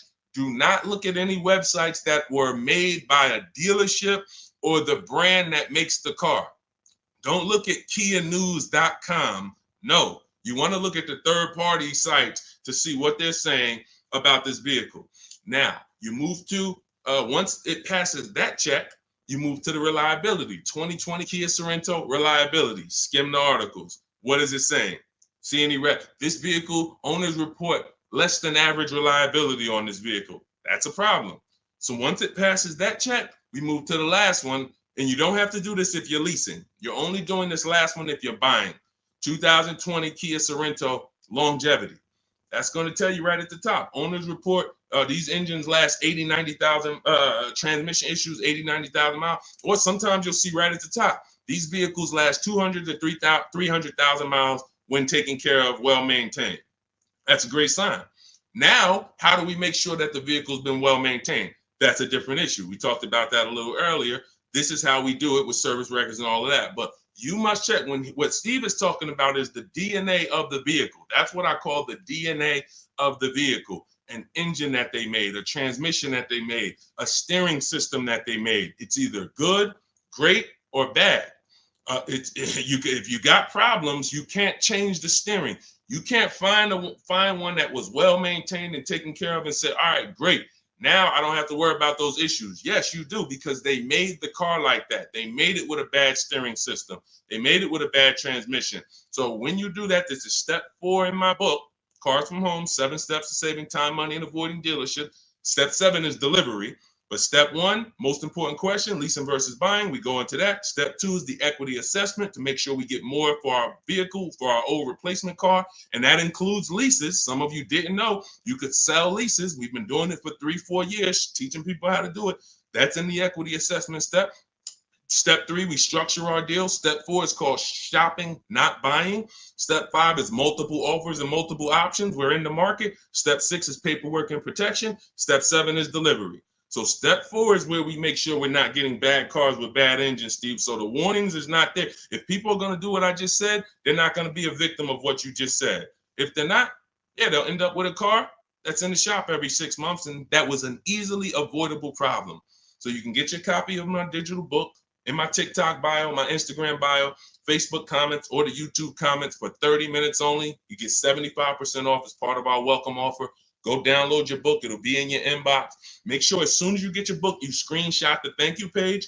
Right on the thank you page, it says click below to open your book. And I'm sending you another copy by email. But every now and then you type your email in wrong. You don't, and we can't send an email to a wrong email. So make sure you screenshot, get my support team's email. Just in case you type your email wrong, we can make sure you get your book. All right. Great concern, Steve. That's how we address it. Yeah, Dolan, pull the next question in. All right, great questions today. I'm loving these questions. What's going on, Duchess of Kings? I probably butchered that. Forgive me. Should I sell Hyundai Sonata that is highly stolen vehicle? I'm not understanding that question. Should you sell the Hyundai Sonata, which is a highly stolen vehicle? You're gonna have to,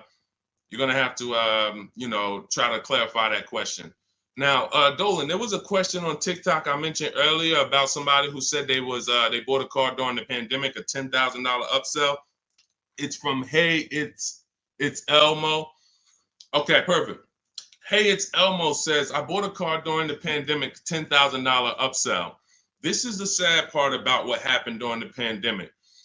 They made you think that everyone was selling cars at those prices. And that's where I birthed the system that I teach about, making dealers bid so that you can see that 80% of the dealers, even back then, were overpriced. I had friends in the car business, still do that, with managers that I was calling during those times. And we were talking about what dealers were doing. And it was like, some of them were disgusted with it. Very, very few of them were moving like that. They were selling at list price.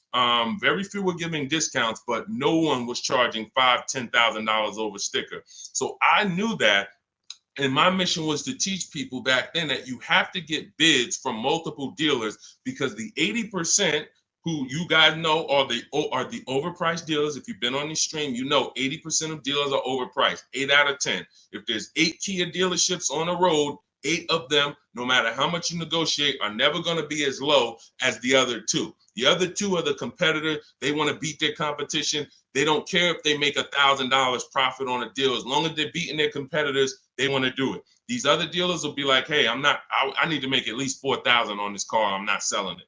That's what you're dealing with. And they're not giving you the rebate. So all of this stuff happened during the pandemic because people didn't know how to shop. So one of the most popular vehicles during the pandemic was this vehicle I'm showing on YouTube, Facebook, and Instagram. It's the Kia Telluride. And Benita, you can look at the year. This was 2022. We were still seeing people pay $5,000 and $10,000 over sticker for these Kia Tellurides. Benita comes in, she gets bids, and she ends up with a lease at $600 a month, $600 down. She gave them $600. She drove off. There were people, and if anybody is willing to say me and tell your story about the Kia Telluride, there are people that were paying $800, $900 a month for this exact same vehicle. They were leasing them and buying them for $5,000 and $10,000 over sticker. She ends up, I don't know if she got a discount, but she probably did because you couldn't get to a $600 payment on a Kia Telluride back then without a discount. So what does that tell you? It's always going to be deals. It depends on how you shop. Somebody came to me in the gym. First thing he said to me was, man, when is the car market going to get better? We have been getting deals since 2019. There's never been a point in time in my life where I couldn't get a below market deal. So what you got to understand about the car market is it's three prices, always three prices for every car. Every time you buy a car, you need to lock in. There's three prices that could be paid. Market value, that's what most people are paying. Above market value, that's what some people are paying because they have no idea how to shop. They're easily manipulated. Dealers know how to make them pay more and have them think they won. Happens all the time. And then below market value. Below market value is reserved for the savvy people with strategies. You don't get a below market price by accident. You don't get a below market price by negotiating. Because if you're negotiating with an 80% dealer and you think, oh man, I talked him down to the bottom, he wouldn't even do no less than what he was going to let me walk out. That does not mean that was the lowest price in the market. The way you get the lowest price in the market is through bidding. It's through getting 5 offers from 5 separate dealers to get your prices. Look at somebody like Teddy. Teddy gets a BMW because people say, well, does this work for exotic cars or luxury cars? This works for every car because the bidding system works for everything. Amazon, that's how we buy everything in life. If you really think about it, bidding is how we buy everything in life except cars. Think about that. Everything in life we do, when we're buying cars, when we're buying TVs, when we're buying, just anything. Most of the websites we're on, it's teaching us a bidding system. We're looking at so many options, so many offers, and then we choose the best one. When it comes to this, Teddy's highest offer on his $73,000 BMW, you can see the price here. His highest offer was $1,123 a month. He ends up getting it for $856 a month. $856 to $1,123. 80% of dealers, look, his local dealer, read the comment in the middle. My local dealer, the one that's closest, the one he's probably been, every time he wanted to see the car, he walked in, see them. Oh, hey, Teddy, when you're ready, man, we're going to take care of you. His local dealer comes back at $937. So he's sitting at home. And look, he said, thank you, Deshone, for the wisdom and advice. This program works. I even got them they covered his last 2 lease payments. He had to drive an hour and a half to pick it up. That's when you know you did it right. When you got to drive an hour and a half to save $5,000, that's when you know you did it right. Because a lot of times those dealers who are far from you, when they see a zip code come in on their website, man, this person is nowhere near us. They look at it as an opportunity to take a deal from their competition. And they love doing that. They love being able to say, all right, I would rather have our license plate frame in their city so that they know we got that deal. But the ones closest to you, sometimes they feel like they own you. Come on, Mo, you know, how many cars have I sold you? Remember, your father used to buy cars from me. They don't want you to shop. So when you understand that you are going to overpay by not shopping, it's a guarantee because that is how the car business makes their billions. I always say that's how the banks make their billion. We didn't get into the banks yet. We didn't get into making banks bid. The banks make their billions the same way. They don't want you shopping other banks. They want you locked in. Here, get a pre-approval. Lock you in. You got 30 days to find a car. Then you got to come back and get another pre-approval. Everyone wants to lock you in. They don't want you using the internet to get better deals, sitting at home, making all these banks bid, all these companies bid. And that's the reason why you can pay $10,000 upsell and think that was the best deal you could have gotten. I remember when the Bronco came out, the new Bronco came out right about that time, and everyone wanted the Bronco. There was $10,000 over sticker and more. G-Wagon, same thing, $25,000, $50,000 over sticker. If you knew how to shop, you could find a dealer that wasn't paying, that wasn't charging that. Which means if you found a dealer, if you were about to sign a deal for $15,000 over sticker, $15,000, because you're thinking, oh, they're telling me this is it, it's no cars out here. And then you find a way through strategy, through shopping, and you find a deal at sticker, you just saved, you just avoided a $15,000 mistake. Because if it was the only way, then it's not a mistake. If everyone paid those prices, it wasn't a mistake. This was just what everyone was paying. I needed a car, I had to pay it. But when you find a car that didn't have the markup and you get it, you understand. So let this be a lesson. I'm the bad news first person. I can't change that. Some of you, you know that. You've been on with me long enough, you've been following me, or you've been on the stream. I always admit that. I'm the bad news first person. Most times you come into my stream, it's not going to be good news. You're going to hear about mistakes you make. I used to do a class where I just broke down 23 mistakes I see most people making that's costing them thousands. But I don't leave you there. I give you the new way. If I left you there, then it would be like, dang, this is terrible. No, I gotta tell you the mistakes and how much it's cost you not knowing how to shop, how much dealers have made on you to get you to say, oh, let me do something different so that they don't keep making this money on me that I didn't have to give them. So all of this, the bidding strategies, everything I teach is in my new digital book, Cars from Home, 7 Steps to Saving Time, Money, and Avoiding Dealerships. It's 5-star rated. You can Google it. You'll never have to worry about upsell. I don't have one person that I know that have reported a deal to me. And, I can share these people all day long. You guys know all I do is share people. Eddie, Kimberly, Charles, Sean, huge discount, $20,000 discount. Kimberly, $20,000 discount on her Maserati. Charles, ridiculous deal on her Palisade. Pierre, on his pre-owned Mazda, he gets 20% off the original MSRP on his pre-owned. It was only 1 year old at the time. Zafrina gets a 0.88% lease, $579, $66,000 vehicle.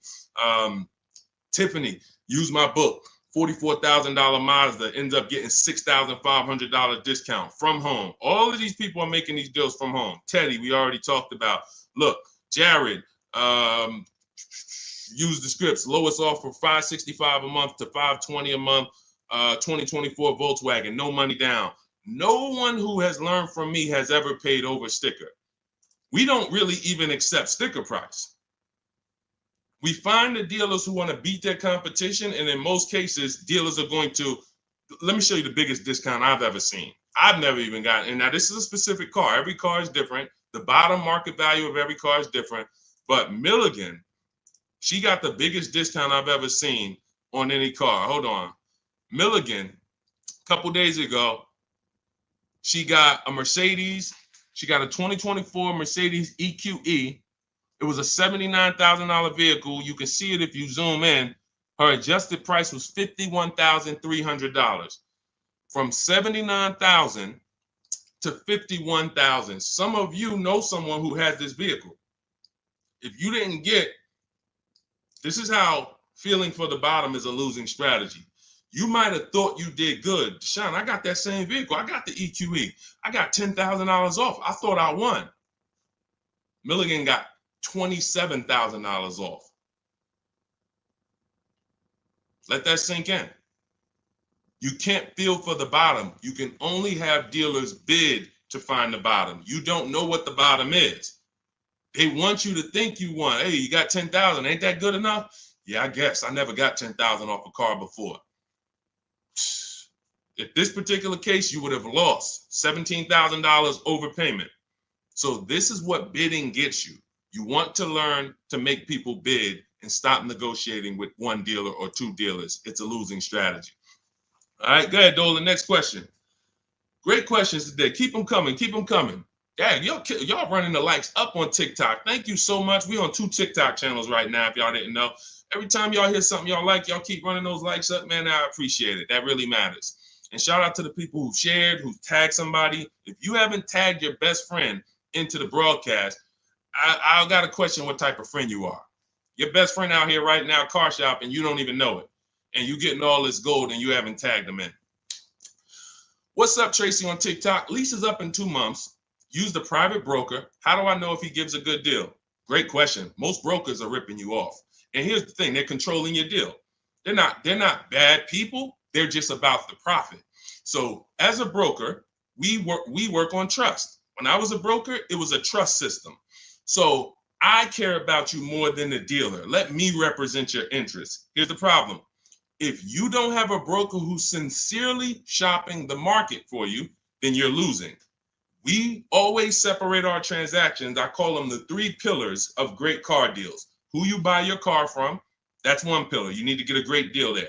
You need to get the best deal, who you buy your car from, 80% to 20%. Who I sell my car to, that's another transaction. And that includes an old lease. We haven't talked about selling leases yet. No one's asked. But we sell leases. If there's equity, we sell them. So if you give that broker your old lease and you didn't do an equity assessment, now they have control of that. And then lastly, if you're not leasing, you're getting a loan, who you get your loan from. That's the 3rd transaction. So there's money in each of these transactions.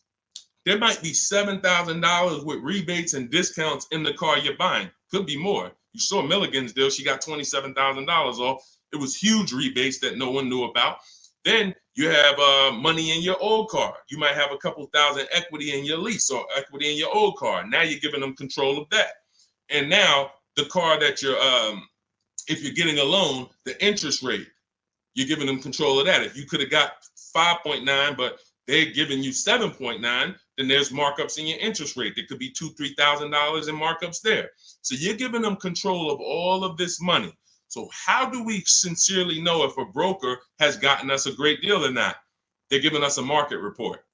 See, in Cars from Home, in my book, you're going to learn to do a market report. Very simple. 25 dealers in my book, step 5, we reach out to 25 dealers online. Takes us 20 minutes for a new car or a lease.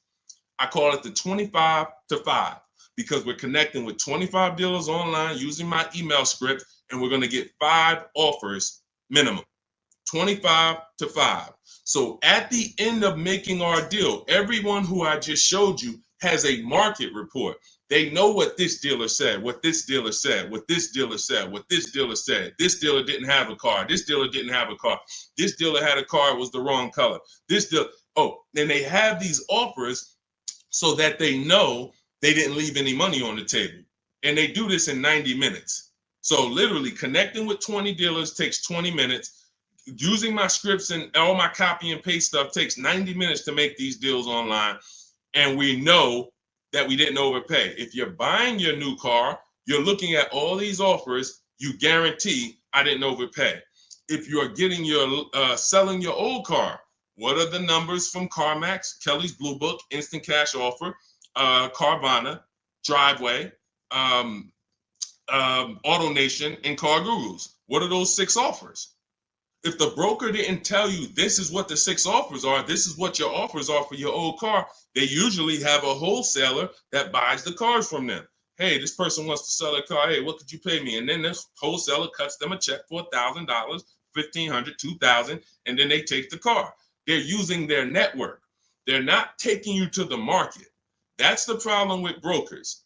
When I was brokering, I had a network, but it was always trying to expand. But here's the thing, every dealer doesn't work with brokers. Every dealer won't pay a broker. So you might think, well, I paid them $500 or $1,000. They want to also get paid from the dealer. The dealer cuts it. That's why most brokers make deals with the same dealers, because those are the dealers who do business with brokers. They'll cut them $1,000 check, $2,000 check. If you bring them a heavy customer who gets a G-Wagon, they'll cut them a $4,000 check.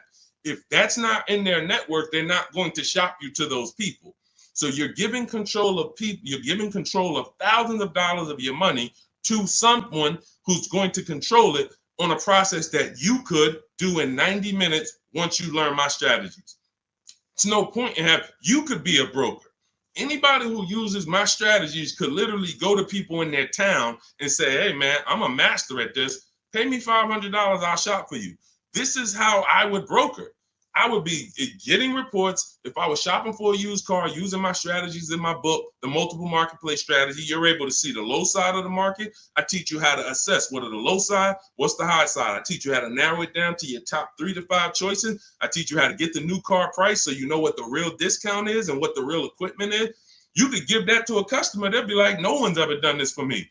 That was worth every bit of the $500 I paid you, $700 I paid you. But if a broker is not doing that and giving you a transparent spreadsheet of offers, then they just controlled your deal, sold it to their network, and collected the biggest check for you, for themselves. That's how it works. So get your copy of Cars from Home, my new digital book, 7 steps to saving time, money, and avoiding dealerships. Part of our welcome offer. You get it for 75% off. It'll be in your inbox in literally minutes. You can go to my TikTok bio, my Instagram bio, click the website, or my Facebook comments, or my YouTube comments. Click the website to activate your 75% off. Get your book. You'll have all my strategies for below market leases, paying less than everyone for new cars, used cars, how to get quality cars, high mileage drivers. We got a lot of questions that haven't been asked today. High mileage, selling leases, all of this stuff we haven't talked about.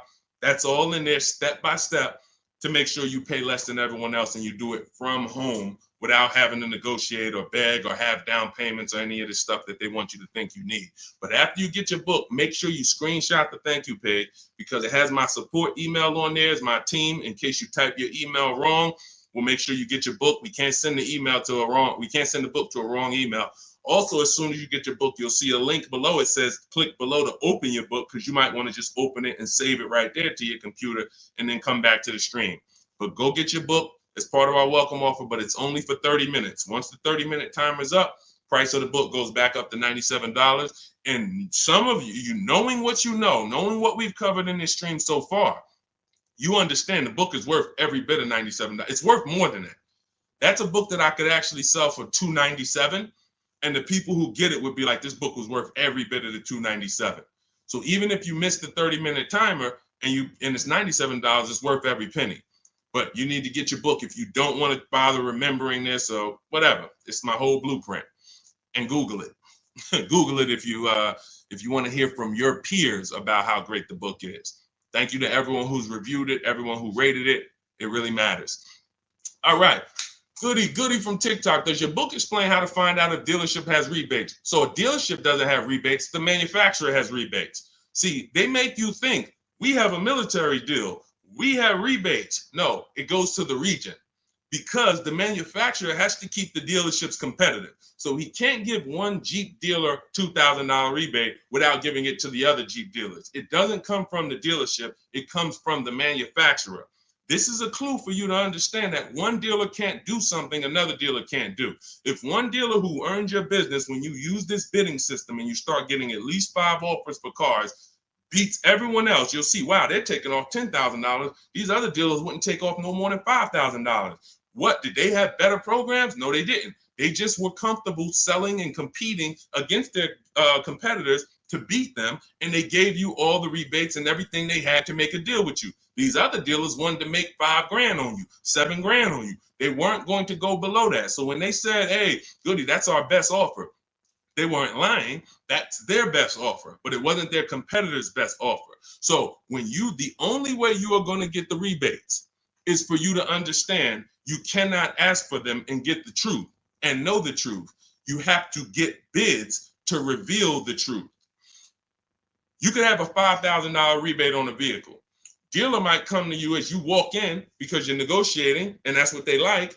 And then you say, hey, give me your best price. And they say, okay, well, I'll give you this. And by the way, we got a $2,000 rebate I threw in there for you. Oh, that's great. Now you think you're doing good. They just told me about a $2,000 rebate I didn't even know they had. You go to another dealer, they tell you it's a $3,000 rebate. But once you get bids and you're looking at 5 to 7 offers, you see, wow, it's actually a $5,000 rebate. You have to reveal that. We had a woman in California, Shonda, she was buying a Volvo XC60 or XC90 at the time. She's using our strategies. She's in Northern California. She got a Costco program rebate on our scripts in my book. I teach you how to put any affiliations you have. There's certain things you must have when you contact a dealer for a new car quote or a lease quote. They need to know your zip code, what you do for a living, what vehicles in your household. Many of you can't get quotes because you're just not giving the dealer what they need to actually give you a quote. So that's why I have the templates in there that you just fill in, send it to them. So on her deals, she sees that there's a rebate for Costco members. There's also some other rebates, but she found out that the best price she was getting was in Southern California. It was 3,000 or 4,000 less than all the dealers in Northern California. So I said, well, what are you going to do? She said, I just booked a plane ticket. It was $79. I said, that's exactly what I would have did. I'm flying to Southern California to save almost $4,000. Cost me $100 for a plane ticket, and I'll drive back up to Northern California in my new vehicle. See, you must reveal the rebates. Dealers will tell you there's 5,000, there's 8,000, but if you're dealing with an 80% dealer, and all of you who've been on the stream, you know the 80% of dealers are overpriced. We've already talked about the 80 and 20. Out of 10 Volvo dealerships, 8 of them are going to be overpriced. No matter how much you negotiate, you can't win. You're never going to get a below market price from the 80%. But the 20% are going to reveal what the true rebates are. They're going to reveal what they have to work with. They're going to, if they have $5,000 of negotiating room and they're trying to beat their competition, they're going to give you like $4,000 of that plus the rebates. They don't care if they're only making $1,000 on the deal because they want to sell the car and beat their competition. The other dealers, the 80%, they're not there. We're not making less than $5,000. We're not doing the deal. And that's it. We'll sell it to somebody else. We'll sell it to somebody else who doesn't know how to shop. We'll sell it to someone else who walks in and tries to negotiate with us. We'll sell it to somebody else who doesn't make us compete against competitors. We're not going that low to earn your business, Mr. Goody. So that's okay. That's why we sit at home. We talk, we communicate with not just them, but with all of their competitors. That's why the strategy in step 5 is called the 25 to 5. You're going to be connecting with 25 dealers in 20 minutes using my email scripts to get 5 to 7 offers. And next thing you know, you found the highest offer, the best offer, and it might be an hour and a half away. Look at Sean's deal where he saved $20,000 on his F-150 Lightning. Some of you may know someone who has this vehicle. Didn't save 20 grand off of it. Look, he said $73,000 F-150 Lightning. He ends up getting $49.90 discount plus $15,500 in rebates. Now I go to him and I said, look, because some of you would have been like, wow, that sounds like a good deal. We need to go and take that deal. But here's what I had to ask him. I had to ask him, if you don't know, if you haven't seen the other offers, we don't know for sure this is the best deal. We don't know for sure this is the best deal because what if you could have been Milligan and you could have got $27,000 off? Type dollar signs if you want all the money off. Type all the money if you want all the money. If you would be mad saving 20,000 because you could have saved 27, if that extra 7,000 would make you mad, would bother you, you didn't get that, type all the money. Type dollar signs if you like Deshone. Yeah, I don't care if I'm getting 20. If I could have got 27, I want the 27. So this is how we prevent that. You must get offers to find out. So the $15,500 discount from Sean is we don't know it's the best offer until we look at the other offers. Now let me find the clip where he explained how he had to go outside his state. Hold on, I got a lot of pictures here. He had to go outside his state to actually get the best offer. Hold on. Here we go, right here. He says, I guess I could have put a little more info on here. Yes, he said, I got about 15 quotes. I couldn't find anything under MSRP. I ended up expanding my search to 150 miles outside my area to find this deal. I'm going to another state to pick this up, which is something I never would have thought before. And I can't see the rest because the comment's blocking it. So he was local minded like you. I'm just going to find the best deal locally. Once he starts using my systems and finding out, wait, I could talk to a dealer that's 200 miles away from me the same way I'm talking to a dealer that's 20 minutes away from me. He expands his search. The dealer who's in the next state over saves him 20 grand total, gives him all the rebates. He drives to the next state to pick it up. That is how you win. What's up, Aways? Good to see you. That is how you win. Local business is dead. That doesn't mean the local dealer won't win the bid, but they must win the bid. Car dealers are not your friends. Hey, you might have been, it's going to be hard for you if you've been inviting your car salesman to the barbecues and they know all your kids and all of that. The whole thing is trust. That's what they're basing it off of. And watch this. If they don't mind competing, you can still come to the barbecues. But I need to make you compete with your competitors, because I need to know if the price you're giving me is truly the best price. And if I've been your customer for 10, 15 years and you sold cars to my family, then every time you see we need a car and you see I'm putting you up against your competitors, you should be like, well, that's Mr. Goody right there. You go out, talk to your general manager, go to him and say, hey, look, I know we don't normally sell a car below this, but this guy, he's shopping different now. He used to just walk in and let us negotiate with him, and we make five grand on him, 4 grand, 3 grand, 8 grand. And now he's making us shop. I don't really want to lose this guy's business because they buy a lot of cars. Can we do something to beat all our competitors? Talk to your general manager and get it done. I go to his barbecues, he's inviting me over. I know his kids. But if they get mad at you because they're like, wait, come on, what do you mean you put me through all of this now? Then you understand. You've been making money on me for years, and now you're pissed off because I'm making you compete. That's good. We needed to know that. Thanks a lot, Charlie. Hey, hope you enjoyed the barbecues. You won't be back. All of this is in my digital book, my new book called Cars from Home, 7 Steps to Saving Time, Money, and Avoiding Dealerships. You can get it for 75% off as part of our welcome offer. In my TikTok bio, click the picture of me. My Instagram bio, click the picture of me. You'll see a website there, and then click the button that says 75% off my new book as part of our welcome offer. I have one in the YouTube comments or the Facebook comments, no matter where you're at. Get your book, but it's only for 30 minutes. After that, price goes back up to $97. So $97 is worth it. $24 is even better, and it'll be in your inbox in 5 minutes. You'll have all my strategies for below market leases, below market purchases, below market used cars, leasing versus buying, bank bidding war, making banks and credit unions bid without hurting your credit. Everything will be there for you for $24 if you get there before the 30 minutes is up. Go ahead, Dolan. Great show. I'm loving the questions today. If you're getting value out of what we're doing so far, I want you to type value in the comment section. If you are getting value out of what we're doing, shout out to the people that's locked in. Shout out to the people that are locked in. I want you to type value, value, value, value, value, value, value, value, value. I see. This is all we do. I told you from the moment we started the stream, we don't play around here. We don't hold back. All we do is, all I want you doing is emailing me and writing me with your car deals. I want to be pulling your deals into the stream, just like I'm showing Rosalie, just like I'm showing Jen, just like I'm showing Ansley, just like I'm showing Vincent, just like I'm showing, look, Tasha. I want to be pulling your deals into the stream. And that's all I care about. Everyone knows I can get below market deals. There's nobody on this stream that would be like, hey, Deshone, man, you've been in the car business since 2006. Absolutely. But your deals is what proved the system worked. Once I saw people doing this in 2021, it proved to me that the system works. Now let's just have more people use the system. All right, let's go. We don't talk, T. I don't talk. There's no way. In fact, you said, how can we talk? Hit the Shop with Deshone button. In my bio is a button that says Shop with Deshone. If you qualify for us to do this together, then we can talk. But unfortunately, we got blessed, thank God. We got 2.3 million followers. Everyone wants to buy a car. If I was talking to people, I'd be talking to people all day and we'd be getting things done slow.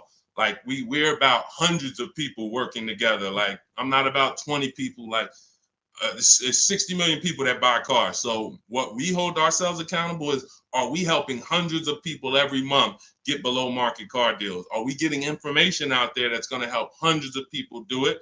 So if you want to know about us working together and joining my group and working with me personally, hit the Shop with Deshone button and see if you qualify. All right, that's in my bio. That's in the comment section. You can go to shopwithdeshone.com. See if we qualify to work together, but that's the only people that I talk to. All right. Returning my lease and financing a 2025 RAV4. Will I get some money for the return of my vehicle? You need to do an equity assessment. So if you first thing you do is you're going to go to Kelly's Blue Book Instant Cash Offer. You're going to go to Auto Nation. You're going to go to Driveway. You're going to go to Car Guru, Sell My Car. You're going to go to CarMax. You're going to go to Carvana, and you're going to put all the information about your vehicle into those websites. And when they get to the part where they say is the vehicle owned, leased, or financed, you want to type owned. You just want to know what the raw value is without them knowing it's a lease or purchase. None of that. Just want to know what the value is. You're going to call your bank. You're not going to do this process takes 20 minutes, and we've had people make $3,000, $5,000, $10,000 doing the equity assessment. Don't be lazy with this. Call your bank, ask what your payoff is, and when you find out what your payoff is, compare it to the offers. And then you're going to ask, do I have a third-party restriction? The third-party restriction doesn't limit it doesn't limit your ability to sell. It limits who you can sell to. So if you are selling to a third party, that means you can sell to Carvana. You sell to CarMax. You don't want to buy your car and then resell it. We had a lot of people doing that during the pandemic. They were paying taxes and fees to buy, and they end up making little to no money. They literally were buying the car saying, oh, well, I could buy it for 20 and resell it to Carvana for 25.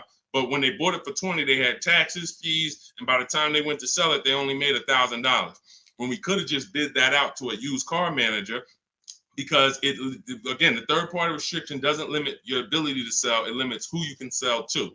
So in my book, in step 2, which is the equity assessment, I teach you how to do 3 different equity assessments depending on your situation. You're only going to do one, but there's 3 different types depending on your situation. One is a standard equity assessment. That means I own my vehicle or I finance it.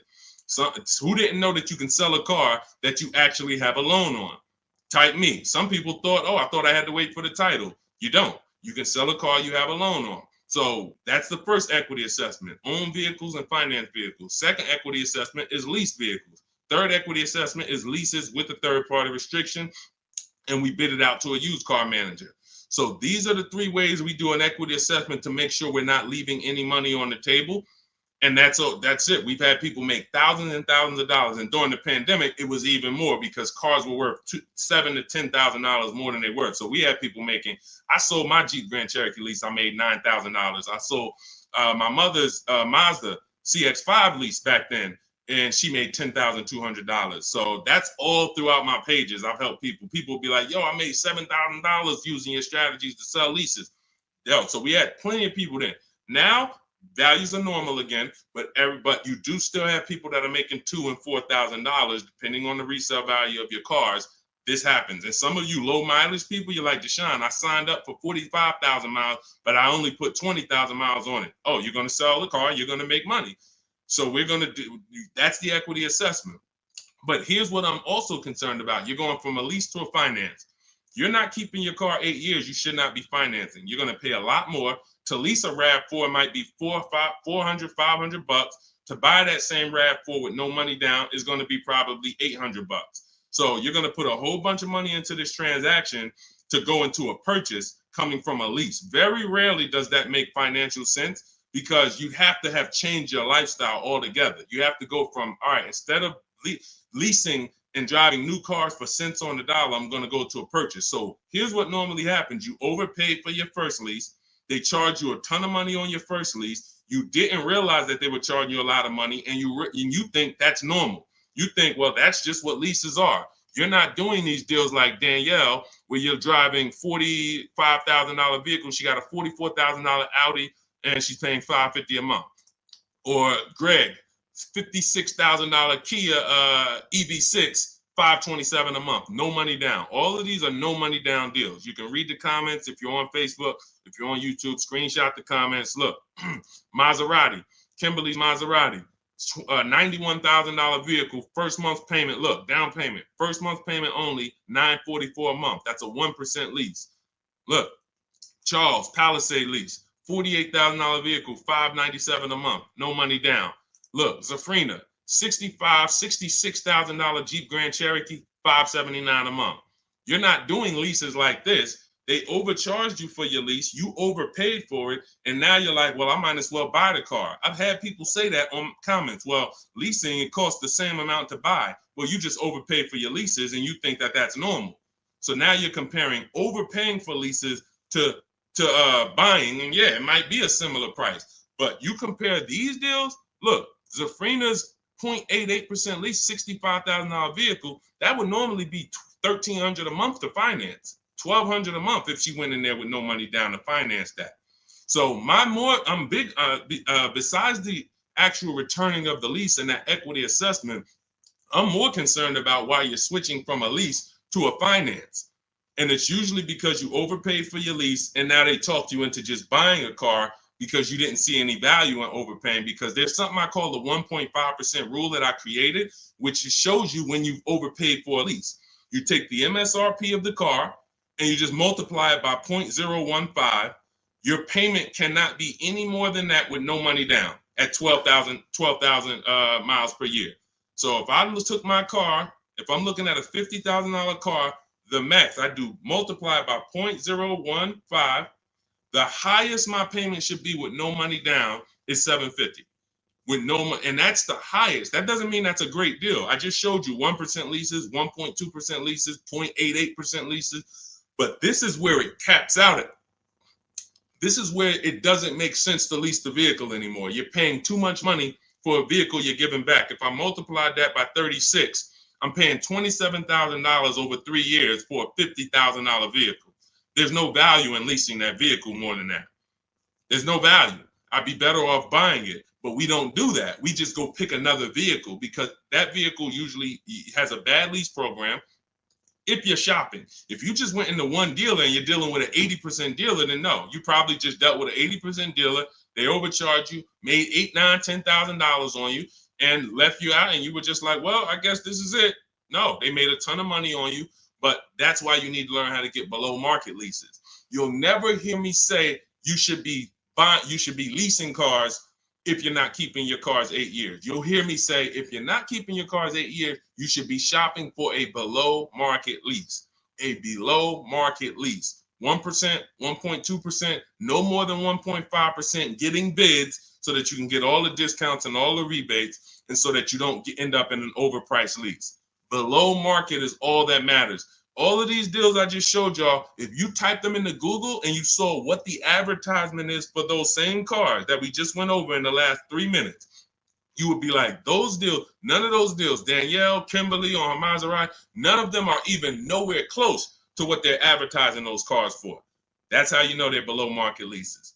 All right. All of this is in my new digital book, Cars from Home. You get your copy for 75% off. That means you'll get it for $24 if you get there before the 30-minute timer is up. It's part of our welcome offer.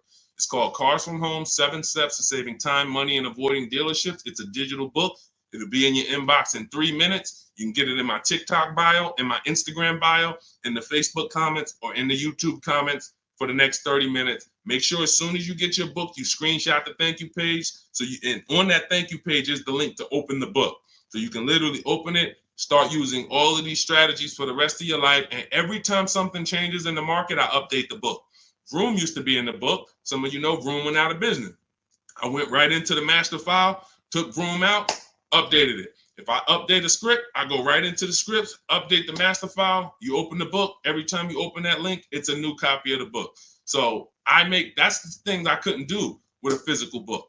Things change. We use online systems. New websites come into the business. Websites go out of business. We need to make sure it's flexible. Every time something happens, we update it. Boom, and you got the latest and greatest strategies.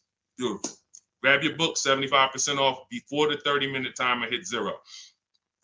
All right, y'all. Listen, we did a lot. I have bad credit strategies in there, Lady Forever. Or no, in your case, you have fair credit. So I like to see you get your credit up to like 660, 670. Same thing with a house. If you got 625, you qualify for some programs. But if you get yourself to a 660, 670, you qualify for better programs. So I like to say with cars, get yourself out of that manipulation zone. That manipulation zone is really the mid-6s. Most people could qualify for tier 1 on a lot of vehicles with a 670 score, 660. And it also depends on your profile. In my book, I teach you about profile. It's more important than score. You know, profile is part one. Your score is part of it, but also part of it is your income. Also part of it is comparable credit. Do you have any car loans that you've paid on time?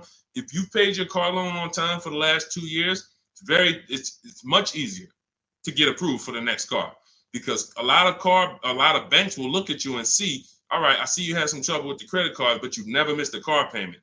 Those people, that weighs, that matters.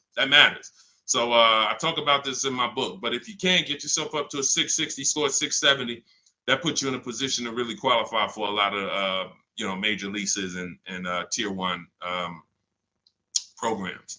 So, all right, y'all, listen, this has been great. This has been great. We had a lot of great questions today. We'll be back for another stream. All of you who have the book, I want you to send me your deals. When you make your deals, email them to me so that I can bring them into the show. I got a lot more people, a lot of emails. I don't always get a chance to go through my emails because I get a lot of them, but I got to go through a lot of my emails because I have people who are sending me their deals and I haven't had a chance to bring them into the show. But yes, good morning. I got the book already. I'm confused about how to calculate a deal on a used car. Just when you narrow it down to your top choices, get the new price, use the true value calculator, put the new car price in with the asking price, and it'll tell you what the true value discount is. We buy based on the true value discount. We didn't get a chance to talk about that in the stream today. Again, there's so much in the book. We could be here for 2.5 hours talking about different things, because me talking to you about leasing is different than what I'm talking to a person who's buying a used car about. That's different than a person who's buying a used car cash or buying a new car cash. That's different than a person who's going to be using the bank bidding war and putting banks against each other. That's different than a person who's going to be coming from a lease, selling their lease. That's different than a person who's going to be selling their lease with a third-party restriction. That's why in my book, you're not reading everyone's strategies. You're only reading what matters to you. I have links where it warps you to the next section that is applicable for you. If you're not leasing, you're not reading anything about leasing. You're on a purchase path and you get to the end of the section and it says, okay, if you're purchasing, then based on this, click this link. If you're doing this, if you have good credit score, click this link, it warps you here. If you have bad credit score, click this, it warps you here. So it's all about making sure you're on a path that is applicable to you, not following a bunch of advice that is for someone else or even a deal you might make later. You'll use the used car strategies, but that's later. Right now, I'm on the lease path. I don't need to read about used cars. This is how you stay focused and get to your goal really quick. But that's how we do. Just follow it again. You got to realize this is a new system for you. You're not used to having a process. So if you need to just go through the steps again, let me make sure. He said, do this first. Let me make sure I did that. Said, go to the websites, open up accounts. Okay. If you didn't go to the marketplaces and open up accounts, you skipped the process. You can't just open the websites and then don't set up your accounts, because now every time you come back to the marketplaces to shop for your used cars, you don't have any alerts. You don't have any new inventory alerts. You're not getting alerts of the new inventory. He says, set up a shopping email so I don't mix it with my personal email. If you go and you're getting offers in your personal email and you're like, Deshone, it's hard for me to get to these offers. Yeah, that's because you got your work email, you got your internet stuff, you got your sites that you've been visiting, you got your newsletters you're a part of, and now you're trying to communicate with 25 dealers in that same email thread. It's never going to work. That's why I set up a shopping email. I say set up a Google Voice. We don't just have dealers calling our phone, so we don't have to talk to dealers. We don't have to, yo, Deshone, how can I stop these dealers from blowing up my phone? You skipped the step. You didn't set up the shopping phone number for free that I told you to set up. Put on do not disturb so no one can even talk to you. These are all steps that you need to review. But here's the beautiful thing. Once you get this, it's the muscle memory. See, I could do this in 90 minutes, 60 minutes sometimes, because I've done this hundreds of times for other people, myself, and I wrote the blueprint. Once you get to the point where you're like, wait, I'm going to trust this process and stop trying to come with my own ideas. If he says do this, I'm doing it. He says go to this website, type this in, I'm typing it in. Then I go to the next step. So typically the people who do the best, the quickest, it's very easy for you to follow directions. But some people, that's not your learning style. It's harder. But you'll eventually trust the process. It's going to take you longer. But it's not the process, it's you. If you came to McDonald's and they told you, hey, all right, flip the burgers. When you hear the buzzer go off, flip the burgers. As soon as you hear it, you sprinkle a little seasoning on them. You do 2 drops of seasoning. Shake. And then you hear the buzzer go off on the fries. That's when you pick it up and then you dump them in. and then you sprinkle five salt. Shit. See, it's a system.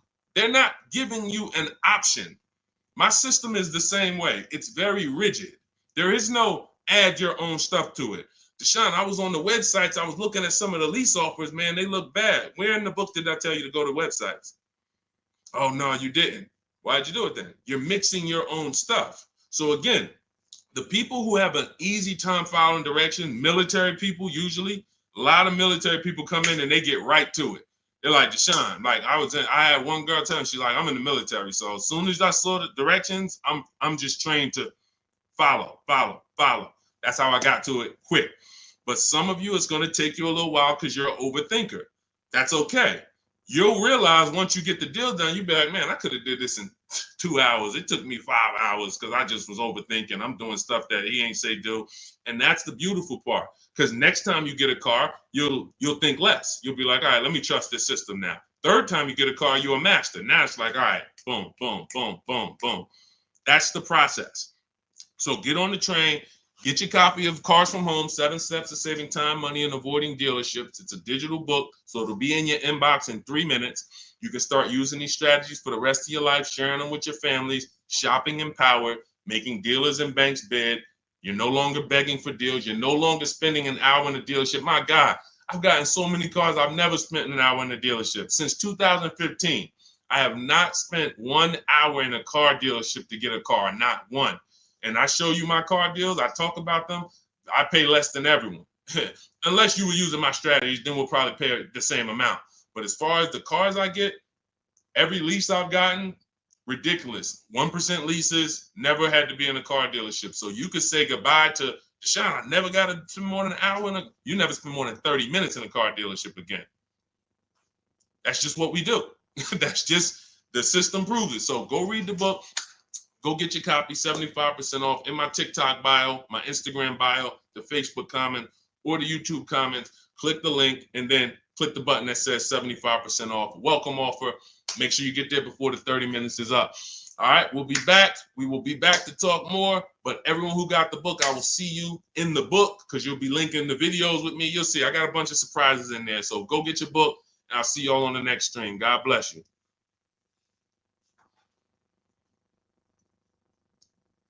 Yeah, this was a good one today. Had fun today.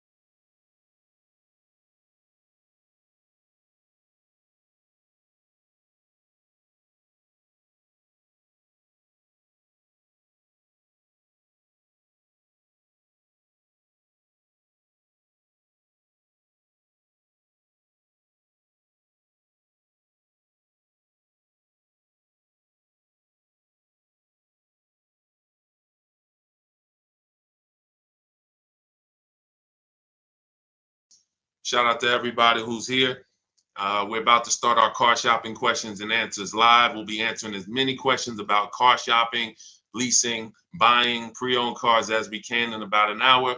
So feel free to start typing them, and we'll get the show on the road. If you don't know me, my name is Deshone. I'm known as Deshone the Auto Advisor. All I do is focus on teaching people online strategies to pay less than everyone else for new cars, used cars, and leases. I spent 14 years in the car business. In the last 3 years, I've been teaching people like you all around the country how to get below market deals. It's only 3 prices you can pay for any car: market value, above market value, or below market value.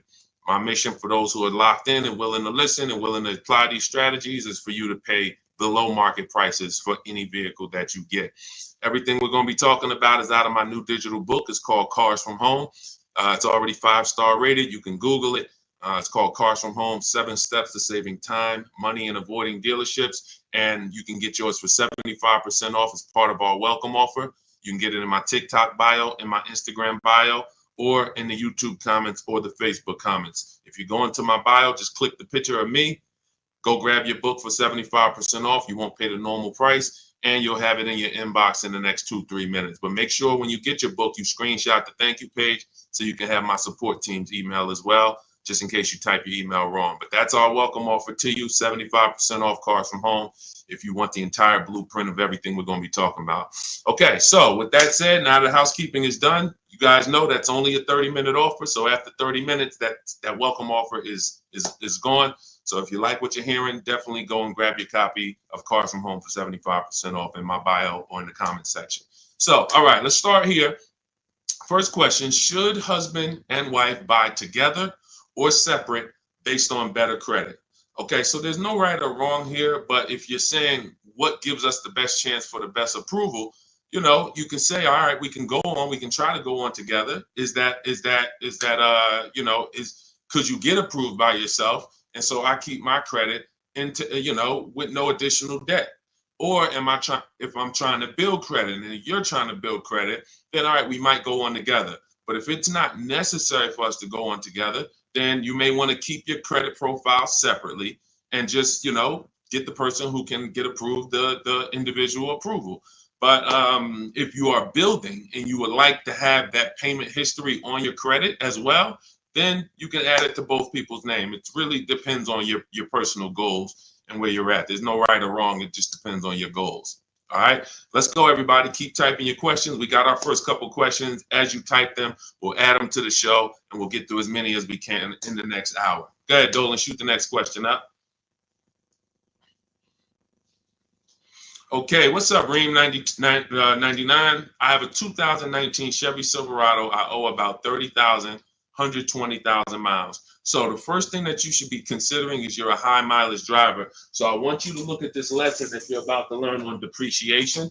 All right, here's what everyone buying or leasing or considering acquiring a depreciating asset like a car needs to understand. This is what I call the depreciation curve. This is also what I call the unseen expense. So you'll hear a lot of people who come to our streams refer to the unseen expense, which is depreciation. So if you buy a vehicle today, and stay by your keyboard so you can dialogue as I ask you these questions. That's how you're going to get the most out of this video. As if you buy a car today for 40,000, let's say I left it outside your house. Somebody gave you a $40,000 car. You don't have to pay for it, but you don't need it. And you say, look, I don't need it. I can't drive it. You can leave it there, but it's just going to sit there for a year because I can't use it. If you came back a year later, you never drove that car. Remember, we bought it for 40. If you come back a year later, never drove it 1 mile, is it still worth 40? Yes or no? Let's go. Type into the chat fast so we can get this, so we can keep the show high speed. Everybody who's dialoguing, I appreciate you. You usually get a lot out of these because your dialogue. So thank you. No, Gary. No to pull up. No. Okay. All right. Perfect. So we understand. Now, if you came back to that car a year later, you never drove it, and it's worth, let's say 35, 34, whatever it is, you bought it for 40, it lost value. See, because it doesn't matter whether you bought it and didn't drive it, or you leased it, or you owned it. See, when you start understanding depreciation like we're going over, now you can properly assess whether you should lease or buy a car and how you are going to beat depreciation. Because the entire goal for leasing versus buying is which one of these strategies, if I get a below market deal, allows me to beat depreciation based on my lifestyle. So so a high mileage driver, your depreciation ring looks entirely different from a normal driver. So where one driver might be 40,000, they come back a year later, their car's worth, 36, 34 if they didn't drive it. If they put average miles on it, maybe it's worth 32. They're losing money based on their mileage. You might put 30,000 on that car in 1 year. So your depreciation looks like this now. It doesn't look like this.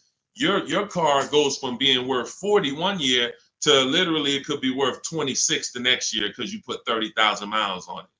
So you have to take into account depreciation differently than a normal person. Everyone has to take it into account, but you have to, any high mileage drivers on here, if you drive more than 18,000 miles, I want you to type HM into the chat for high mileage. This is specifically how you need to be looking at depreciation so that you don't keep flipping out of cars and then coming back with huge amounts of negative equity because you're structuring your deals like you're not a high mileage driver and you're killing your values. High mileage drivers used to come into the dealership with, cars that were 5 years old, got 180,000 miles on them, and they still have big loans left. They still have loans that show they got a loan like a normal driver, 5-year loan, 6-year loan. This is what normal drivers can get based on their ownership. High mileage drivers, you cannot do that because all you're doing is pushing your losses to the back end. You might have a lower payment of $150 less, but what's going to happen is when you go to replace this car in 5 years, 6 years, if it still has a loan, now you're dealing with huge amounts of negative equity that you have to now roll over to your next vehicle or put 10, 15, 20 grand down so that you don't have that going to your next vehicle. So the smarter thing for you to do, Reem, is to figure out right up front, how many years are you keeping your next car? And if you're keeping your next car, like if you give you an example, let's go deeper. If you had kept this same Chevy Silverado for another 5 years, it wouldn't matter. Instead of it having 120,000 miles on it, you'd have probably 220,000 miles on it. The truck could go that long. If you got a good one, a quality one, then you should be able to put that money. You should be able to get that time out of that truck. But because you're a short-term owner, you're considering a short-term replacement. Now you have to take into account leasing. Does it make more sense for me to get a below market lease on these vehicles, pay less, build in my mileage so that I can avoid depreciation? Because if you're buying these vehicles and then you're destroying the value and you're replacing them in 5 years, you're not getting all of that money that you put in that car back out of it. You could have put much less money into it and still driven the truck. So the whole goal is getting out of this stuck in the middle and thinking 5 years, 6 years is a long time to have a vehicle. It's not. You're still in short term because you're still in the big depreciation phase. See, once you get to about 8 years, that depreciation is going to start looking like this. So your truck this year is going to be worth about the same next year. It's not depreciating like this anymore, losing thousands and thousands every year. That's where you want to get to if you're buying. If you're not keeping the vehicle that long, you should not be buying, because all you're doing is riding the depreciation slide all the way down, and then you go and get another vehicle, ride it down again. Get another vehicle, ride it down again. You're never getting to the point where you could benefit like a long-term owner and stop losing value every single time. And if you're not keeping your vehicles 8 years, my rule is you lease. You shop for a below-market lease. Now, we could go a little deeper on that. If somebody has a follow-up question, this is about business. I assume you're making money from that truck. So if you're making money from that truck, then you should be structuring your deal and your finances in a way that gets you the short-term wins and doesn't push the losses to the back like a negative equity. Like I said, you got a $400 payment, but every time you replace the vehicle, you got 15 grand negative equity. Smarter thing to do would be to have a shorter loan, higher payment slightly, but then when you go replace the car's paid off. Now, instead of having negative equity, you might have something that's worth 5 grand, 8 grand that you could use as an asset. So that's what it's about. All right. When it comes to these understanding this is all in my digital book. You have to understand depreciation is step one. Cue up the next question, Dolan. Depreciation is next step one. When you go into a car transaction, your first question is to decide how I'm going to beat depreciation, through a below market lease or through a below market purchase. But if you do a below market purchase, which means you pay less than everyone else paid, but you should have leased, then you paid too much. There's no one on here, myself included, who can get a below market purchase and then replace that car in 3, 4, 5 years and have it be less money than we would have spent on a below market lease. A purchase is always much more, even with a great deal, than a lease would be with a below market lease. So this is what we deal with up front. Leasing versus buying is the first step in my book, the most important question. That's the foundation of our deals. Nothing more important than that. All right, go ahead, Dolan. All right, come on, keep typing the questions. I know we got a lot. We'll try to get through as many as we can in an hour. Okay, BMW X7, new or used. Okay, so if you're purchasing, which means you're a long-term person, you're going to beat depreciation through long-term ownership. Whenever you're purchasing, your goal is to beat depreciation through long-term ownership. So how many people have a vehicle? If you have a vehicle that you've had in your driveway for at least 8 years, I want you to type the number of years into the chat.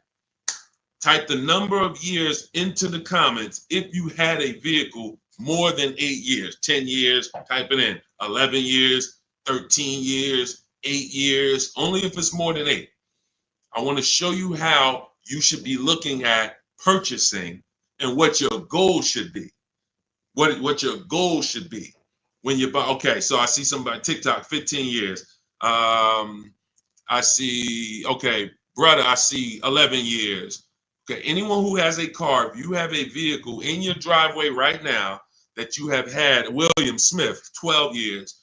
Okay, if you've had it more than 8 years, type the number of years into the chat so that you can understand what we're about to break down here. Because you're asking Chuck T, new or used. This is totally based on budget. But after you decide what your goal is, which is a long-term purchase. All right, 9 years. I see you, Liz. All right, so when you look at keeping a vehicle as long as the people who just shouted out how many years they've kept it, this is what their depreciation looks like now.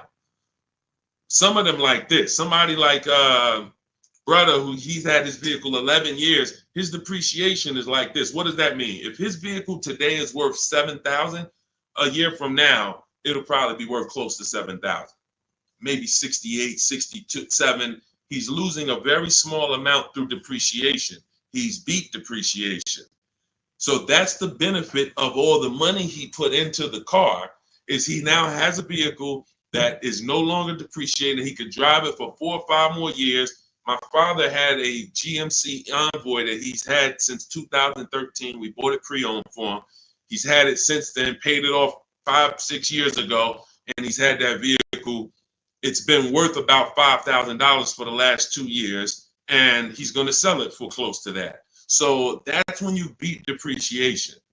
Now, when you are not buying to keep that long, you are on the depreciation sliding board, which means you're going to lose thousands of dollars in value. So as long as you have decided I'm going for long term, which I call the 8-year rule, at least 8 years, I'm going to keep this vehicle so I can beat the depreciation, pay it off, and then I'll consider replacing it or keeping it longer. But it's going to be at least 8, or I should be shopping for a below market lease so I don't tie up money in this vehicle this long. So now you've decided I'm a long-term person, I'm purchasing new or pre-owned, strictly based on budget. Can we afford both? If we can afford both, then I have in step 3 in my book, and step 4, which is shopping, not buying. This is when I'm helping you make this decision of new versus pre-owned. Which value system are you operating with? Some people, if they know they're only getting a replacement vehicle every 8 to 10 years, they're going to go and get a new one because they're like, listen, I only do this once a decade. I want to make sure I have the latest and greatest. I could afford it, no problem. Some people, they say, you know, even though I could afford the new one, I want to go pre-owned. Let me try to knock 20%, 30% off my investment so I have even less money invested in the car. One person wants the latest and greatest. One person wants more value with a discount off of it, and they don't need the absolute latest. So that's the balance between new versus used. Can I get everything I need and want in a new car for my budget? Can I afford to get everything I need and want in a new car, BMW X7, for my budget? If yes, then you can go new. If your value say, listen, I could afford it, but I want to knock 30% off, 20% off, 20, whatever it is, whatever the below market used car deal would be for that vehicle, then they go that route. There's no right or wrong there. But if you can't afford to get everything you need and want in a new one, then your only option is to go pre-owned. But it's all based on the 8-year rule first. You should be buying to beat depreciation to keep at least 8 years. You're buying a depreciating asset. 3, 4, 5 years, 6 years of ownership is losses because you're not going to get the money back in resale when you're depreciating that vehicle the first 5, 6 years and then going and replacing it. You're not getting that money back. You would have been much better off getting a below market lease. Give you an example. Let's take a vehicle that's close, relatively close, price wise to that X7. Look at Teddy's, BMW. He has an electric BMW, so he got a bigger discount because there's rebates that he got. There's rebates that wouldn't be applicable on the X7, but it's a $73,000 vehicle. He's leasing it for $856 a month. That was his best offer. Now, one of the things we teach here, we do not buy a vehicle, lease it, buy it without looking at 5 offers, 5 options. If we're looking at a used car, we're looking at 5 options to make sure we're getting the best price. We do this from home. That's why my entire system, my book, everything is called Cars from Home. Cars from Home, because we're using the internet to do this. But you look at somebody like him, he paid $856 a month, no money down. On a $73,000 vehicle, some of you know every $5,000 would be how much? I know I got some new people on the stream, but I'm talking to the people who you've been tapped in. I may have a couple people who know every $5,000 when you're looking at a car is about how much per month. And you use this so that you never get scammed. When you know this, no one can throw, you need to know a basis of what a car should cost. And I'm gonna tell you why in 1 minute. Thank you, Anthony. Yes, $100. Great job. Anthony Perry knows $100. So if every $5,000 is $100, you're going to now look at a $50,000 vehicle and you're going to say that's going to be about $1,000 a month if I wanted to buy it. That doesn't take into account, okay, I might get a $10,000 discount. We're just talking about strictly looking at the base price, total price of the vehicle, asking price. Every $5,000 is about $100 per month on a 5-year loan. So you're looking at a $50,000 vehicle, that's about $1,000 a month. You're looking at a $73,000 BMW like Teddy was, that's roughly about $1,500, close to $1,500 a month on a 5-year loan. No money down. That's how we shop. No money down. We're just doing apples to apples. We may put money down later, but we need to know base numbers. This is base numbers. So look at Teddy. He's paying $856. You're never, if he was buying this vehicle, it would be $1,400, $1,500. That's why I say when you ask about purchasing, it's important for me to reiterate to you that if you should be shopping for below market leases, but you're shopping for purchases, it doesn't matter how great of a deal I teach you to get. You can use the Cars from Home strategies in my book, the bidding strategies, to get the best offers on your purchase, new cars, used cars. But it's not going to compare to if you would have leased, because you should have leased because you weren't keeping your car at least 8 years. You can see he's $856 a month, and even if the deal wasn't that great, even if it was $1,000, he's still literally $400 or $500 less per month than if he had bought that car only to try to trade it in 3 or 4 or 5 years and go do it again. So the leasing versus buying is the biggest principle that you need to start your car deals with. There's nothing more important than that, and we want to make sure we drive that point home. Everything we're talking about is in my new digital book. It's called Cars from Home, 7 Steps to Saving Time, Money, and Avoiding Dealerships. You can get your copy for 75% off. That's part of my welcome offer to you. This is going to have all of my blueprints, step-by-step strategies for leasing, buying, getting below market deals for high mileage drivers. It's all in there if you don't want to try to remember this. And you can get it for 75% off as part of our welcome offer. In my TikTok bio, click the picture of me. My Instagram bio, click the picture of me. Click that website, and the YouTube comments or the Facebook comments. Grab your 75% off, but it's only good for 30 minutes. After that timer hits 0, the price does go back up to $97, which is still incredible. I get it at $97, but $24 is even better. All right, Dolan, shoot the next question up. All right. Cody, how much of a down payment is needed for trade-in with $10,000 negative equity? This is a great question. Depends on what you're buying the next vehicle for and what type of discount you got off the next vehicle. So give you an example. Let's take a dramatic discount like Milligan's discount. She got one of the largest discounts I've ever seen anyone get using our bidding strategies from home. Let me pull it up so that we can now. When you get the larger discount you get, the more money you're able to roll over to that deal without having to put money down. Now, let me give you an example. Why does money down become important or necessary sometimes? The banks have something called loan to value ratios. Loan to value ratios. So the banks may say, based on good credit, we will lend a customer 20% above the value of the vehicle they're buying. So if they're buying a $40,000 vehicle, we will lend that customer up to $8,000 more, which would be 20% of $40,000. Because the value of the vehicle is 40, the loan to value ratio is 120%. We can lend $48,000 on a $40,000 vehicle. So if a person comes in and they want to buy that $40,000 vehicle and they want to finance and add to the loan the taxes and any applicable fees, that might come out to be roughly $44,000. They'll qualify because the bank says you have up to $8,000.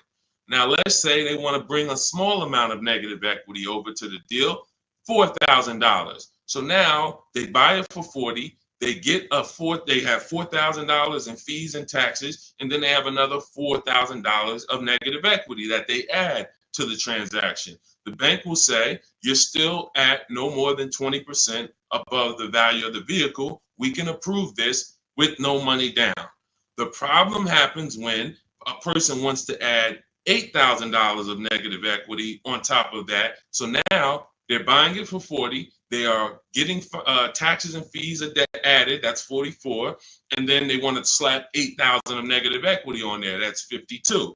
The bank is going to say, no, we only will approve 20% above the vehicle's value, which is $48,000. So if you could get it down to $48,000, we'll approve it. If not, we can't approve it. The customer has to put the money down to make up the difference. So in that scenario, what you would be asking for would be above the bank's loan to value ratios. This is why I call negative equity the bad credit for people with good credit. This is why I want you to know the cause for most negative equity situations is you don't understand leasing and you're buying your vehicles rather than getting below market leases. You take out 5 and 6 year loans, you don't pay them off, you trade in vehicles, and you should be shopping for below market leases, but you continue to purchase. So you're going to continue to have negative equity in almost every case unless you start putting a lot of money down or start keeping your vehicles longer, paying them off, and then coming back and seeing how much money you could get back out of that, which I also don't recommend.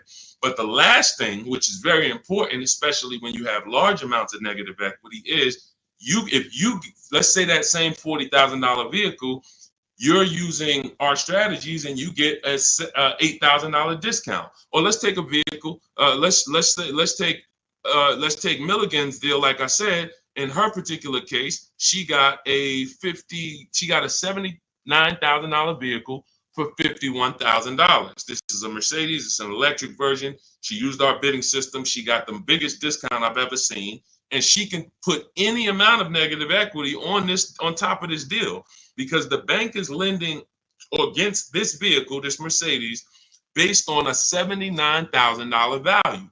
So their loan to value ratios for this vehicle would be 20% above $79,000. So if that's, let's say $80,000, 10% would be $8,000. So you're talking about $16,000 that they would lend above the $79,000.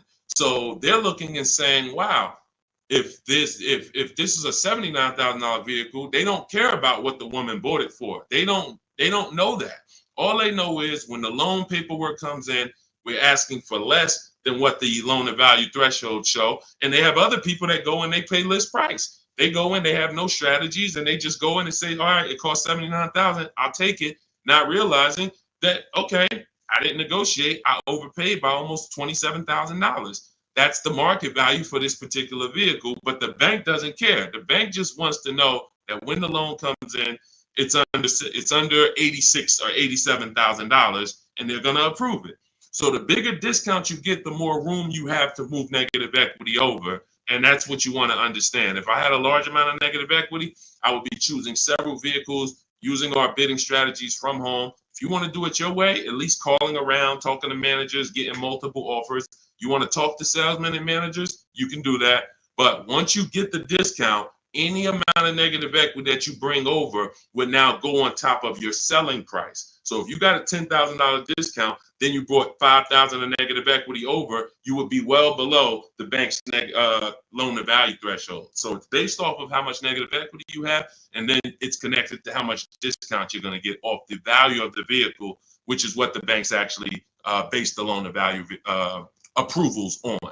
And if you can do that, you don't need a trade, you don't need a down payment. And I hope that's clear. If you rewatch this, rewatch this segment, it'll be clear to you. If most people understood that and the cost for negative equity, we have a lot better world. Deals. Negative equity is the one thing besides super bad credit where you can walk in with an 800 score. You're not leaving with a car, depending on what your situation is and what car you're trying to get and how much they're charging you for it. You are not leaving with a car. And that's just the sad part. So stay out of negative equity. Get out, stay out of it. All right, go ahead, Dolan. Next question. And I see you, Quintia. We'll get to you asking about Tesla. All right, Miss A, good to see you. Any advice on leasing as a first-time car buyer? Sure. Let's look for something that's mainstream because some banks do not want to be your first lease. When I was at Mercedes, unless you were like, they had a Rising Star program, which was certain college students and, would have, condition. They had to have certain things like 2 trade lines on their credit report, but that's the only people who can qualify to get a Mercedes as their first loan or lease.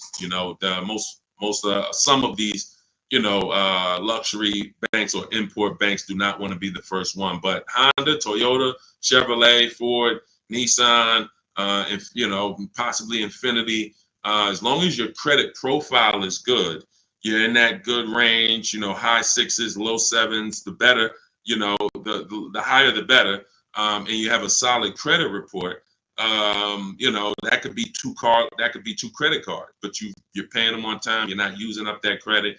I would be shopping based on the 8-year rule, which is the first step in my book. The 8-year rule is how many years are you going to keep the next car? That's the leasing versus buying question. And once you make that decision, if you're not keeping the car 8 years, you should be shopping for a below market lease. And I've seen so many people that would buy their first car or they would buy their children their first cars, and they're getting like $400 payments on these cars or $350 payments. That's only a $15,000 to $18,000 car. So they're usually getting, a 4 or 5 year old, Hyundai Elantra, Toyota Corolla, if they're buying used. These are the same vehicles that they may turn around and trade in 2 or 3 years, 4 years. They're paying $350 a month, and God forbid the vehicle breaks down on them or anything. They're dealing with a used car, where you can get some of these incredible lease deals, and you can get them for, depending on the car you're looking at. Somebody had just got an Elantra, and the payment was $350 a month, brand new car, no money down. Let me see if I can find their deal. It was here we go. It's India. I joined last year. She joined our program. I do have a program where I shop with people. Depends on how you want to learn. You can go to my bio to figure that out too.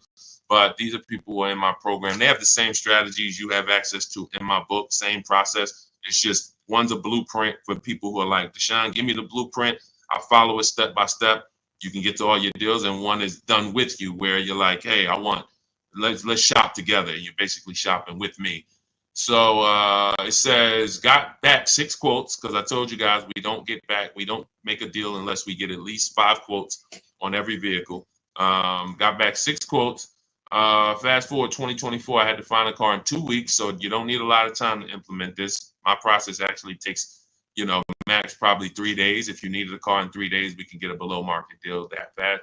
I had to find a car in 2 weeks, so I got to work in about 5 days. I walked out with a 2024 Hyundai Elantra, 36 month, 12K, 365 a month, no money down. So this is a brand new vehicle, probably about a $26,000 vehicle. You know, no money down. So when we consider the fact that, as I said, some people are buying their family members, you know, $15,000 to $18,000 vehicles that have a 365 payment. Okay, do I want my people? Do I want my my child or whoever in a, you know, 2019 or 5-year-old or 4-year-old or, you know, 6-year-old used vehicle for $350 a month, $360 a month, or can I go out and can I lease a below market? Can I get a below market lease? Because again, there's a lot of people paying a lot more than what India just paid. So I don't want you to think that's the deal for everyone. That's a below market lease deal. You can look at the commercials and you'll see that anytime you go to a website to lease a Hyundai Elantra, that's not going to be the deal. $350 a month, $360 with no money down. They're probably going to say $279 a month with $3,500 down plus tax and fees. And again, the key is this is a below market deal that India got using my blueprints, using our shop from home strategies where we don't talk with dealers. So that's the thing. I would most likely say I want my child or my spouse or whoever in a new vehicle for the same payment rather than a used one. So that's it. So everything we're talking about is in my new digital book. It's called Cars from Home, 7 Steps to Saving Time, Money, and Avoiding Dealerships. You can Google it. It's already 5-star rated. In fact, before we go to the next question, I wanted to pull in some of these reviews. Thank you to everybody who has reviewed the book. And I appreciate it. I just grabbed a couple random ones. Says here, this book is a must have if you're thinking of getting a new or used car. So much has changed in the process since I bought my first car 40 years ago. Think of it as a workbook. So even though you finish the book, you will refer back to it several times in the process. Deshone takes you step by step through the process and has videos to support the steps that I do. That's a surprise in there. For those of you who have the book, you know I link to certain videos to help you understand things better. I feel better prepared to go out, get the deal I want for my next car, and I know that I didn't get taken advantage of by a dealer. Thank you, Marguerite. Appreciate you. Again, you can get your copy as part of our welcome offer to you for 75% off. Books normally $97. You go to my TikTok bio, click the picture of me, go to my Instagram bio, click the website that says 75% off, or you can go to my Facebook comments or the YouTube comments to activate your 75% off. But it's only good for 30 minutes. If you visited and that clock started ticking down, once it gets to 0, the price does go back to $97. So go get your book, screenshot the thank you page so you'll have the support team's email and come on back to the show. Go ahead, Dolan, shoot the next one in. Oh, Dominique said, buy the book, y'all. I bought a used car using Cars from Home strategy. I saved so much money and time. It was not hard either. If you follow the steps, Deshone literally does it for you. That's it. That's a fact. Thank you, Dominique. That is a fact. Like, you're not using your stuff anymore. You're using my stuff. So that is, if you leave your stuff. That's why I represent Unlearn, Relearn, because when you decide you want to unlearn your way of car shopping and you want to do it the Cars from Home way, that's all you need. As long as you have a computer and you can copy and paste and send emails and visit websites, you can win. That's all you need. But you do need to be able to use a computer and copy and paste. That is a requirement. And everyone may not be able to do that. If you have somebody in your family that's good with copying and pasting and sending emails, that's all we need to win. All right. Thanks, Dominic. I appreciate that. Go ahead, Dolan. Shout out to the sharers and shout out to everybody running the likes up on TikTok. Thank you to everyone who hits the share button. Whenever you hit the share, tag your best friend, tag one friend in, because they may be car shopping this weekend. Right now, they might be going to a dealership later, and you have no idea. Most people are overpaying by thousands. There's only 3 prices you can pay with cars. Market value, that's what everyone pays. Above market value is what the worst negotiators pay. And below market value is reserved for people who are putting dealers against each other. Negotiators can get market value for negotiators. So even if you're a great negotiator like I am, obviously I was a great negotiator selling cars for 14 years, but even if I was a great negotiator, I'm still going to get market value, because the only way I could guarantee below market value is by looking at multiple options, the same way you buy a TV. You go buy a TV, you're looking at multiple TVs, Walmart.com, Amazon.com, all these different sellers from Amazon, Best Buy. So that's the only way you can guarantee a below market price for your TV, is looking at multiple offers. You could go to Walmart and say, all right, I got a TV, $700. Was it market value? Was it below? Or was it above? You don't know until you look at all the market, and that's what we do. That's what Cars from Home is about. Okay, Alan Carter, 35 years in the car business. Your advice is spot on. Thank you, sir. I appreciate that. Thank you so much. All I want to do is help people find the 20% of car dealers and salesmen who are honest, who want to compete, who want to take care of their customers. That's the 20%. But 80%, we have proven that, working with hundreds of people personally, thousands around the country, we've proven that you must get 5 offers on every car, because 80% are going to be overpriced. Doesn't matter how much you negotiate, they're not going below a certain amount. So when they tell you, hey, Shantola, thanks for coming in, but this is the best offer we can do, that does not mean that's the best offer any Nissan dealer can do. That means that's the best offer Nissan of Bay Ridge can do. That's the best offer Nissan of Hudson County can do. But there are several Nissan dealers competing, and we need to get competitive offers to see who's the 20% of dealers who are going to beat all their competition. And we only do this from home. Go ahead, Dolan. Great questions today. Let's go. Keep typing. Let's get to as many as we possibly can. Does your process work when leasing a Tesla? Yes and no. My parameters for overpaying for a lease should never be broken. They're based off the 1% rule. So how did we come up with the 1.5% rule for knowing bad lease deals? We had to look at what a great lease deal was. And the 1% rule has been around since way before I started leasing cars. So you take the MSRP of the vehicle, the total MSRP, you type that in, and you multiply the total MSRP by 1%. And if your lease payment with no money down is under that, you stole the vehicle. It's a steal. I call it a steal. So we have 3 different ways we look at leases: a steal, a deal, and when it's time to chill. Very simple. A steal is 1% or less. So what does a 1% look like in real life? Look at somebody like Greg. Greg leases his $56,000 Kia EV6 Win, $527 a month. No money down, 12,000 miles per year. Now you can adjust this miles. You can get 15,000, 18,000, 25,000. But the way we shop is based on 12,000 miles per year. That's how we judge the 1% rule. So another 1% deal, less than that. You know, Zafrina uses our strategies, uses what's in my book. She puts the dealers against each other. She gets multiple offers.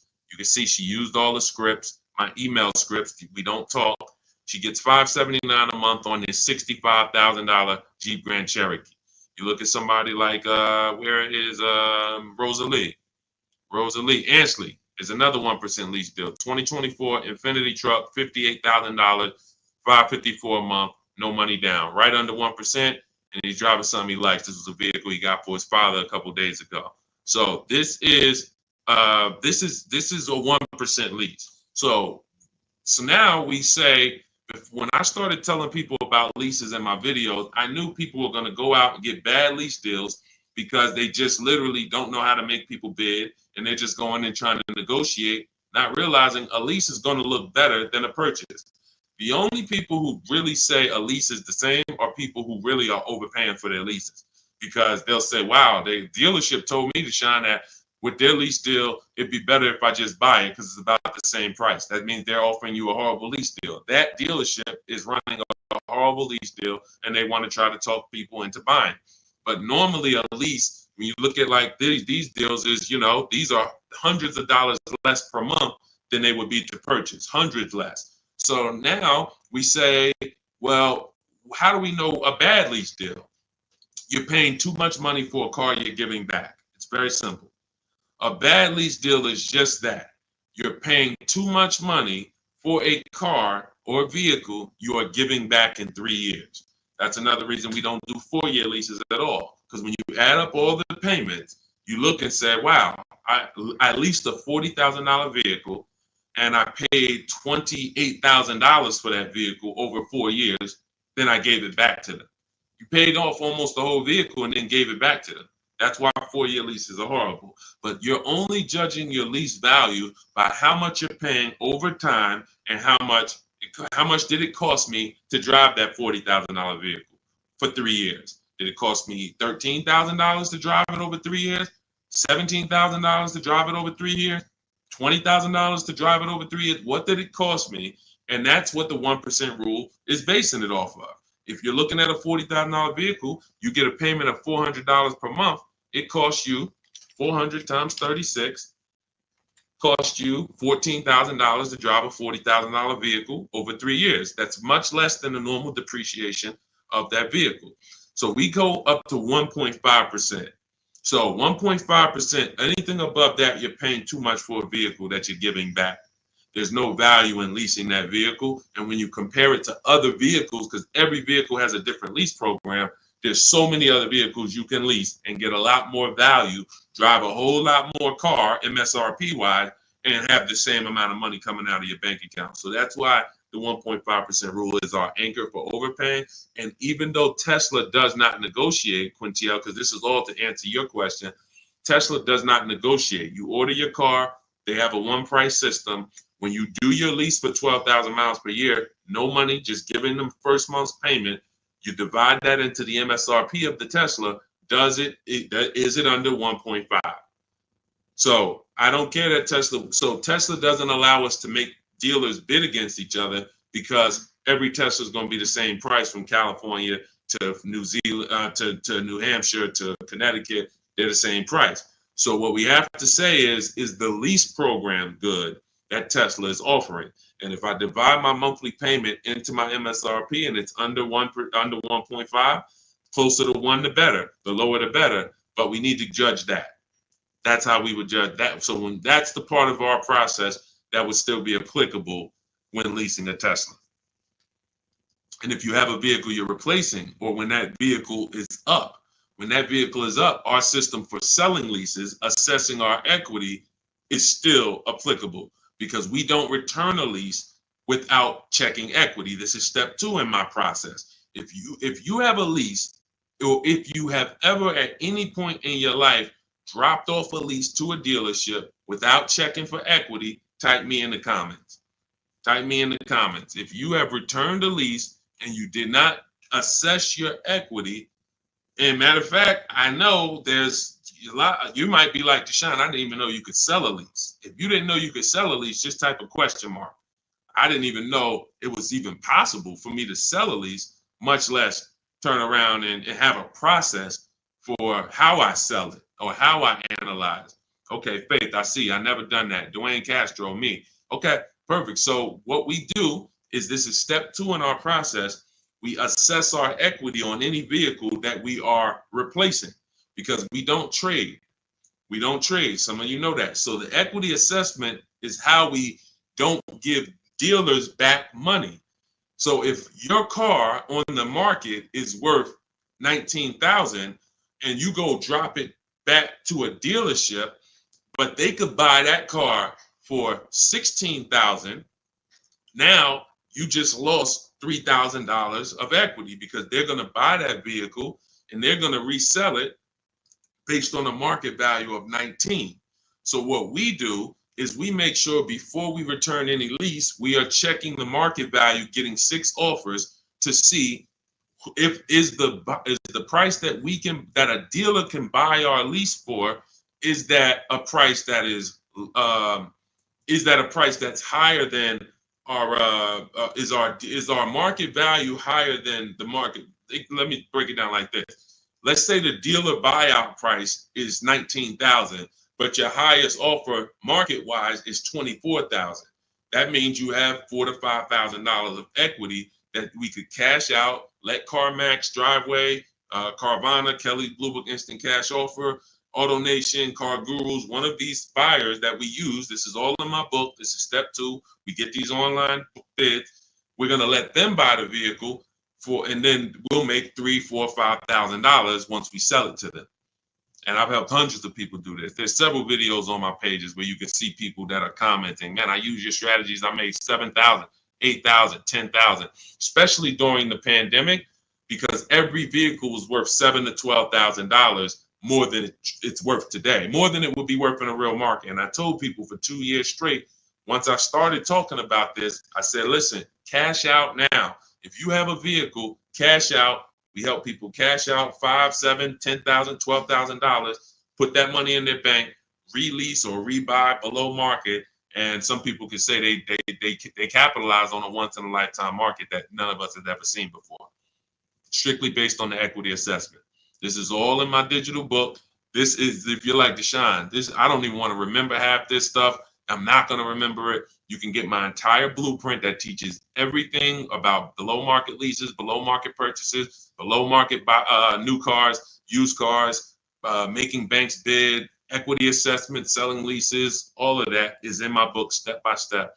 And you can get your copy for 75% off for 30 minutes only. It's my welcome offer to you. I want to give you incentive to get the book now so you can pay less, 75% off. In my TikTok bio, go to that picture of me, go to the Instagram bio, click that link, click the button that says 75% off new book.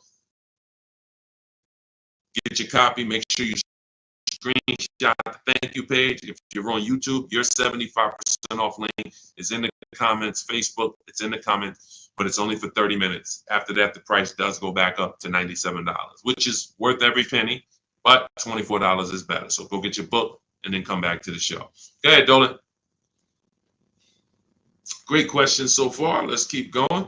Does this work the same way for Canada? Scott, I'm not sure. I do believe that most would be applicable. I do believe that most. The difference is going to be the websites. So we're using our multiple marketplace strategy for shopping for used cars. We're using 8 marketplaces. Used to be 9, but Vroom went out of business. So we're using Carvana, we're using Carvana, CarMax, Driveway, eBay Motors, Cars.com, CarGurus.com, Carfax.com, and Autotrader.com. Those are 8 marketplaces that we use to shop for our used cars. I don't know if they're the same in Canada. I don't know if they're different. When we're shopping for our new cars, we use what I call, what's in my books, it's in step 5, it's called the 25 to 5 strategy.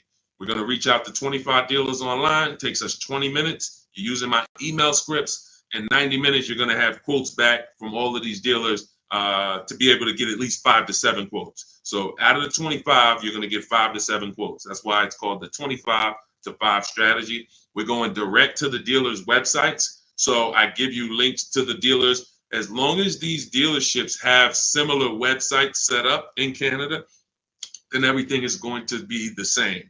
The scripts, the way they communicate, the things they try to get you to do, come in, can I get you on the phone, put one price here, and then, for a used car, and then hope you come in and charge you more later. All of that, if all of that is the same, which I believe it is, then everything will be applicable in Canada. It's just the websites will be different. But Honda's going to have their own dealers' websites, so that's why I say I believe 90% at least is applicable, and potentially more. All right, great question. Go ahead, Dolan.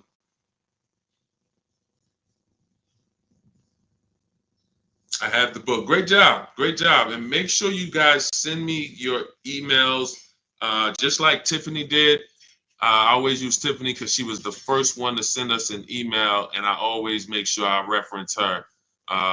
But everybody who sends these in, I get to bring them onto the show. I brought a couple more. Look, this one is from Christopher. Deshone, thanks so much for these resources. I read your entire book last night. I've already been underway and trying to put my deal together. What a great book. I have my quotes together. Now I'm ready to take the next step with the calculator. I'm a big fan of your channel and your resources. So I have calculators in the book that I invented. We have 5 different custom calculators: perfect budget calculator, lease counter offer calculator, purchase counter offer calculators, true value calculator for when we do used cars. So I think there's 4, might be one more, but there's at least 4 calculators that we invented.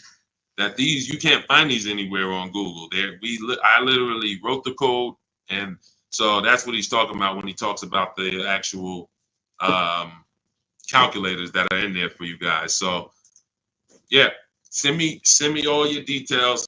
I love reading stories like that.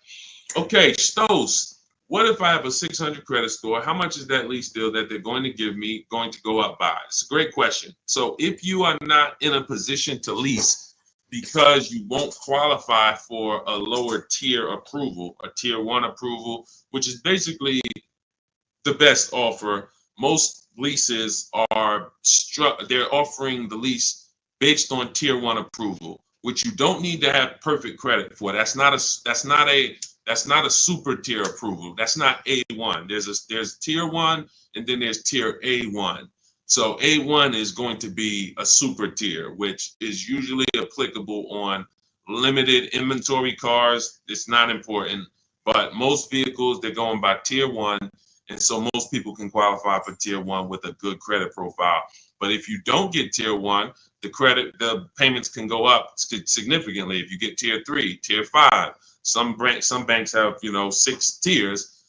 So the payment can go up by $100, $150. That's why we always have backup offers. So in case someone tells us, hey, your payment's going up by $80, we go to our backup offer. We give them a chance to actually see are they lying to us? Are they just trying to take a shot at us? Because sometimes they are, sometimes they're not. But if I can't qualify for a lease, what I'm doing is buying what I call in my book a smart card. This stands for saving money at the right time. Saving money at the right time. It's not the little smart cards that you may be familiar with. What I'm doing is setting myself up to lease. So I'm going to go get the least expensive car that I can get a loan on. That is the goal of a smart car, to have the least expensive quality car. It must last. Car cannot be breaking down. It's the least expensive quality car that I can get a loan on. $10,000 loan, $12,000 loan. So now I'm going to get the smallest car that I can get, maybe like a Hyundai Elantra or something that was like 24, 25,000 new. And I'm looking to get it around 10,000. So it doesn't have to be too old. Now I'm getting that vehicle. I'm going to drive that vehicle for 2 years, establish a payment history. My payment should be no more than $250 a month. You're talking about a $10,000 loan. So now I got an easily manageable payment. I got a car that is dependable. I trade out of that into a lease in 2 years. But what some people do, which is what I don't recommend you do, when you're trying to qualify for a lease, that should be the goal. It should be, I'm buying this vehicle right now that I'm getting is going to set me up for my lease in 2 years. Now, some people will go, I just got to have what I want now. And they'll go and they'll get the Dodge Charger with the Hemi engine, or they want but they know that, all right, I'm going to go and get a $25,000 vehicle. But because you have a low credit score, you're going to pay 18, 20, 25% interest. So now when you go to replace that, first of all, in 2 years, you got to make it to 2 years with a high payment, a car that most likely wasn't a quality car, because you're stretching. When I say you're stretching, if you're trying to get a $25,000 Dodge Hellcat, that vehicle probably has 80,000 miles on it, no warranty. So you're getting you're not getting a quality one. You're getting the one you can afford, which is going to be high miles, older, and now you have this high payment, high interest. So when you go to replace that car in 2 years and try to go into a lease, you're going to have a huge amount of negative equity, maybe $8,000, $9,000, $10,000, $15,000 of negative equity. So when you try to go into that lease, you're not going to even be able to make the lease make sense, because you're bringing all this negative equity over from the old car. So that's why I say you discipline yourself. You drive something, least expensive car, because you're building. You're building. We haven't earned the right to get what we want, but if I discipline myself for 2 years, drive a vehicle that is the least expensive, reliable vehicle that'll do the job for me, 2 years down the road, I got 2 years of payment history. I traded out of that into my new lease, and I'm driving a brand new car from that point on. That's the plan if I didn't have good credit, but I knew I need to get to the point where I could lease. That's exactly what I would do. All right, great question. Go ahead, Dolan. Scott Johnson hold on. Ahmed, the payment includes money factor and taxes. So what part of the lease is too much? It's too much based on the total amount for a vehicle you're not going to own. So when I leased my $35,000 Jeep Grand Cherokee, I got it for $330 a month. This was in 2018. So 2018, I paid $330 a month, and then I drove off. It was a 39-month lease. So over 39 months, I paid $12,870 for a $35,000 vehicle. Plus taxes and fees, it would have been probably $39,000. So $12,000 it cost, $12,870 it cost me. When you are leasing, the only thing you are considering is how much does it cost me to drive this vehicle over 3 years. The lower, the better. And that's how I look at cars, and that's how I teach all people who do cars from home, all the cars from home insiders, look at leases and say it's a value play. That $40,000 vehicle, what's the below market lease on that? We get below market leases by making dealers bid. That's what the whole cars. That's a huge part of what the cars from home system is. You're not going to get the below market deal negotiated because you don't know what the market is. 80% of dealers are overpriced. So 4 out of 5 dealers are not going to give you a below market offer. They're going to hold more profit. They'll give you a discount, but they're not going to beat all their competition and give you the biggest discount. That's why we get multiple offers. Once we look at the below market lease, we can determine how much we're paying for this vehicle over a 3-year period. And the lower the better. Because again, we're comparing it to the 1% rule.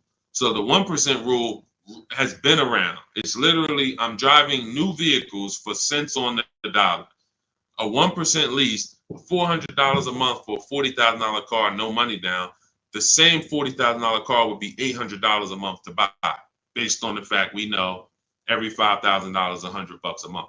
So $40,000 on a vehicle, that would be $800 a month. That's not including taxes. So you're talking $800 a month, $850 a month to buy a $40,000 vehicle on a 5-year loan. A 1% lease is $400 a month. So we're always judging the lease by how much am I giving them over a 3-year period to drive this vehicle. And, there is a point in time where you're paying too much for a vehicle you're giving back. And that means you signed a bad lease deal. Go ahead, Dolan. All of this is in my book. I teach you about the 1.5% rule and why we don't sign leases over 1.5%. All of this is laid out step by step. That's a huge part. When you hear me say rules, the 1.5% rule, the 8-year rule, these are principles. These are boundaries in our Cars from Home blueprint that we don't step over. We don't. And there's one thing, if you step over, great. That's on you because you're an adult. But it's another thing to know you're actually stepping over a boundary. And that's what we didn't have in the past. We didn't have boundaries that we knew we were stepping over. When is your loan too long? Well, in real estate, you have boundaries. That's why who would sign up for a 40-year mortgage? Type me. Do I have anybody in here willing to sign up for the 40-year mortgage? Anyone? Anyone willing to sign up? You're a smart person. Anyone? You could get a $600,000 house for the same payment as a $400,000 house potentially. Anybody signing up for a 40-year mortgage? What about a 50-year mortgage? What about a 50-year mortgage?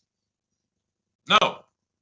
Most people know, Deshone, the longest mortgage we're gonna get is a 30-year mortgage. Some of you go for 15 years to pay it off quicker, but you're not doing 40, you're not doing 50. Because that means I can't afford this vehicle.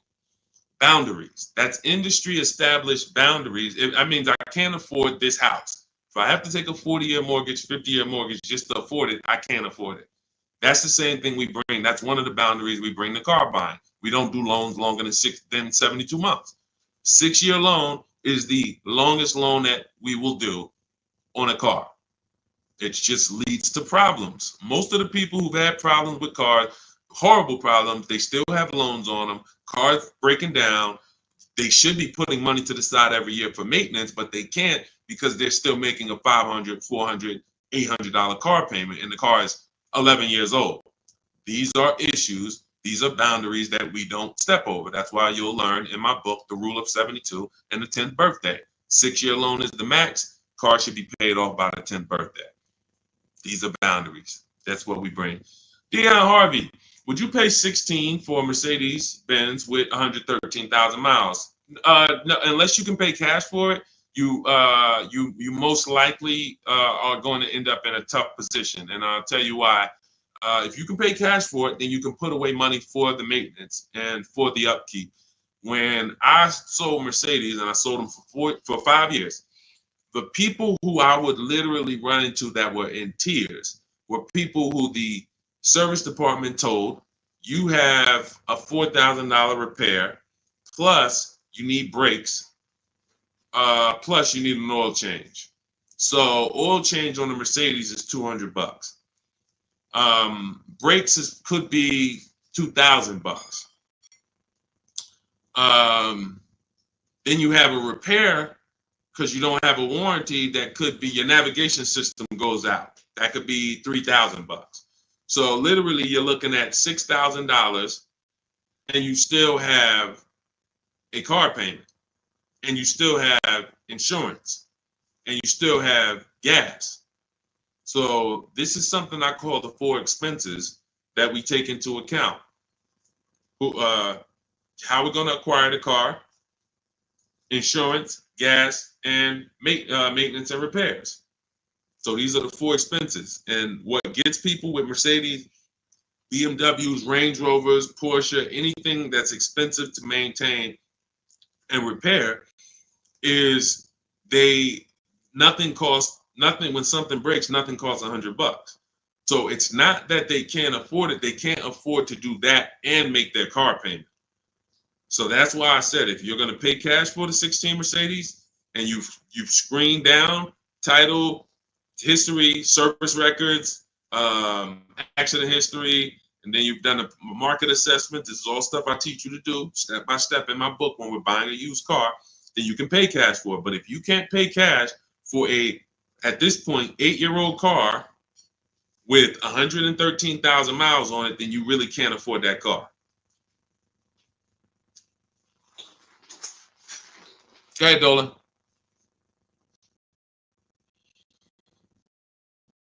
Any Euro car after $100,000 is a money pit. That's why you can get them cheaper. And listen, if you know, you can have vehicles that were well taken care of by people and they just went to upgrade their model. There are plenty of people who baby their cars, their BMWs, their Porsche. They've done all the maintenance. Now they get to 100,000 miles. They might have had it for 8 years and they're ready to sell it. And it's a great opportunity for someone else to buy. But you have to be able to afford these cars. And you have to be able to avoid, if you can't afford to repair and maintain them, then you can't afford these cars. So that's the principle. And again, I'm somebody who's worked. My most expensive car I ever sold was a $435,000 SLR McLaren. So I've had plenty of people who had, $200,000 Maybachs and, $180,000 S63s. Like, there are principles of affordability that safe people, conservative people follow to make sure they're not getting in trouble buying these expensive vehicles. And then there's people who don't have these principles and they're buying less expensive vehicles, lack of quality, and they're basically shoehorning their way into the vehicle with a loan, but they can't afford the vehicle because they can't afford to maintain it. And they can't afford to pay it off in time before things really start going wrong. If I got a paid off Mercedes or paid off Range Rover, but I'm putting, I was paying $700 a month to buy it, but now it's paid off. So now I put $300 a month to the side in an emergency fund. So when something breaks, I go to my emergency fund. Okay, my car needs this, my car needs that, but I'm not making a car payment anymore, so I can afford the maintenance. Problem is, when you're making a car payment and things start breaking, that's the problem. That's what we want to stay away from. So Ron, I have to turn in my 2022 Kia EV 425. Don't want to buy it, but my buyer's 21, worth only 15 right now. So 425 a month on a $41,000 car, good deal. It sounds like it, but we don't know if that was the best deal, and that's the problem. Sounds like it. It's a 1% lease, 425. If you put no money down, and you literally just signed the deal for 425, gave that to them and drove off at 425 a month, then that's close to a 1% lease. And that's but we don't know if that was the best. And I'll give you an example. So Zafrina was shopping for a Jeep Grand Cherokee. She had one coming off lease. She ran her equity assessment just like you. It was no equity in it, so that means she's just going to return it. If there's no equity in the lease, we just return it. When it's done, we start shopping for our lease, just like normal. Once we make our last payment, we get out, we start shopping using our system.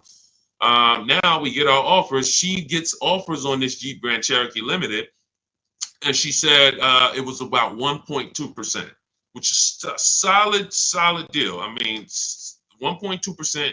Great value lease. But she said that the dealer who won the bid, who she was about to choose, said that she was coming out of a 1% lease that I had helped her get going back to 2021, right before the pandemic, maybe 2020. She was coming out of a 1% lease. So she was really trying to get back to a 1% lease, not go up to 1.2. So the dealer said, this other vehicle I have, this electric one, I could get you to 1% on that. So she asked in our group, because this is people who shop with Deshone. If you want to shop with Deshone, if you want to learn, depends on how you learn. Go to my same bio and you'll see buttons that says, see if you qualify, shop with Deshone. But I do work with people who want to actually shop in a different way. Blueprint is for people who like blueprints. If you are a blueprint person, Deshone, give me the blueprint. That is my Cars from Home book. It's the ultimate blueprint to below market deals. That's why I show all of these people who actually used it and wrote about it, and you can read the reviews on it. But when you see these Facebook posts, these are people who have been working with me and in my private program. But anyway, let's get to the point. She now says, should I take the 1% on the different vehicle?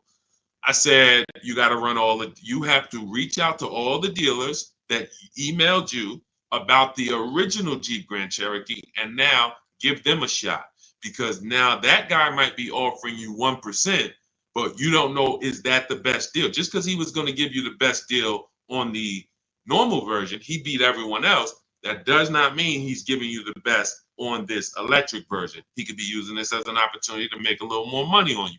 So she connects, sends out my scripts. We have this contact script, very simple to use, copy and paste.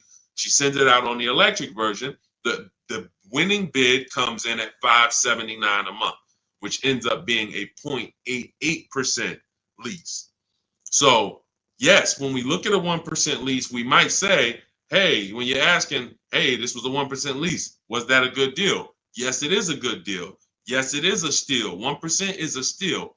Does it mean 405 was not available on this vehicle? No. Does it mean 395 wasn't available on this $41,000 vehicle you got? No. And there's no way for us to know that unless you followed our process and you know there was no better offer than this offer. That's when you know. And that's all we care about. We want to guarantee we got the below market lease. We want to guarantee we saved all the money and got the below market discount on the purchase. We want to guarantee that on our used car that we're buying, we got the below market price. And that was the least expensive option within 100 miles of me, 150 miles of me. That's what we roll. And that's the Cars from Home system. So everything in this stream is sponsored in my new digital book. This is not, I don't wing it. And the beautiful thing about what you're going to do with Cars from Home is you're no longer going to be winging the process. This is the second most expensive purchase that many of you will make. And some of you who don't own a home, this is the most expensive purchase that you have made so far. And every single time you make a 5-figure decision on a car, you add these up and you can see I've made $100,000 in car buying transaction decisions over my lifetime. What is my process for getting below market deals? What is my process for not paying what everyone else is paying? You've winged it, but you're no longer going to wing it. This is a 7-step process. In the book, I have links where you can stay right on task. If you're on the lease path, you're not looking at new cars. You're not reading about purchasing used cars. If you're purchasing a used car, you're not using the system on leasing. You're not using the system on new cars. You're on the used car path. That's the way the book is. It's linked and it warps you to the areas so that you can stay on task and not be learning everything about leasing and buying and used cars and new cars and bidding. Or you don't need to learn all that. We just need a path for you that you can follow step by step to get to your below market deal. And that's the way the book is set up. So it's 5 stars. You can get your copy as part of my welcome offer to you for 75% off. It's normally $97, but for 30 minutes only, you get yours for $24. That's 75% off. It'll be in your inbox in 5 minutes, and you'll have everything for the rest of your life to use when it comes to leasing. If your spouse wants to buy, your child wants a used car, you can open this blueprint up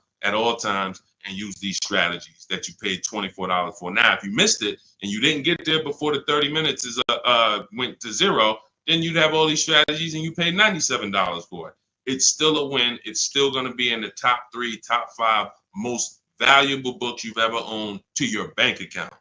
That is the biggest thing. This book being valuable to your bank account. So go get your copy for 75% off. Click that picture of me in my TikTok bio. Click that picture of me on Instagram. Go to that website in my bio, and then you'll see the button that says 75% off welcome offer. YouTube, you have a comment in the, you have a comment for your 75% off in the comment section. Same thing on Facebook. Get there, use it. Make sure you send me all of your deals. Email me with your deals. Every time you make a deal, I want to see it. Deshone, look at this deal. My biggest thing is seeing the money you are paying for these cars. I want you to be like all of these people who send their deals in. Look, this is what it's about. I don't want you just getting a car.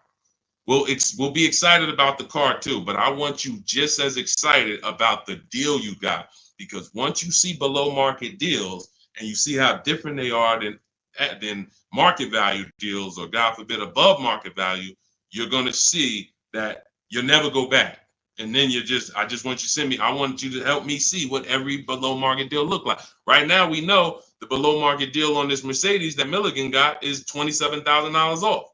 That sets the market. So if anybody got this same vehicle, the same vehicle that she got, and you didn't get $27,000 off, you overpaid. You know, we know Sean set the market on this on his F-150 Lightning. Some deals are, look, Kimberly set the market on this Maserati Greco that she got earlier this year. She said, look, it was $20,700 off. They gave her sitting at home, getting a bid, a brand new, never before owned. She's the first owner. She got $20,700 off. That's the market value of that vehicle at the time. If somebody got $10,000 off, they paid. That's an average deal. They overpaid by $10,700. So we get to set the market for these vehicles using these shop from home strategies, and that's what I want. I want you empowered. I want you guaranteeing that you save, that no one else paid less than you. And that's the empowerment. You do that right from home, right from your living room. So I will see you all on the next stream. Grab your book. I'll see you inside the book. And God bless you. Let's keep unlearning and relearning.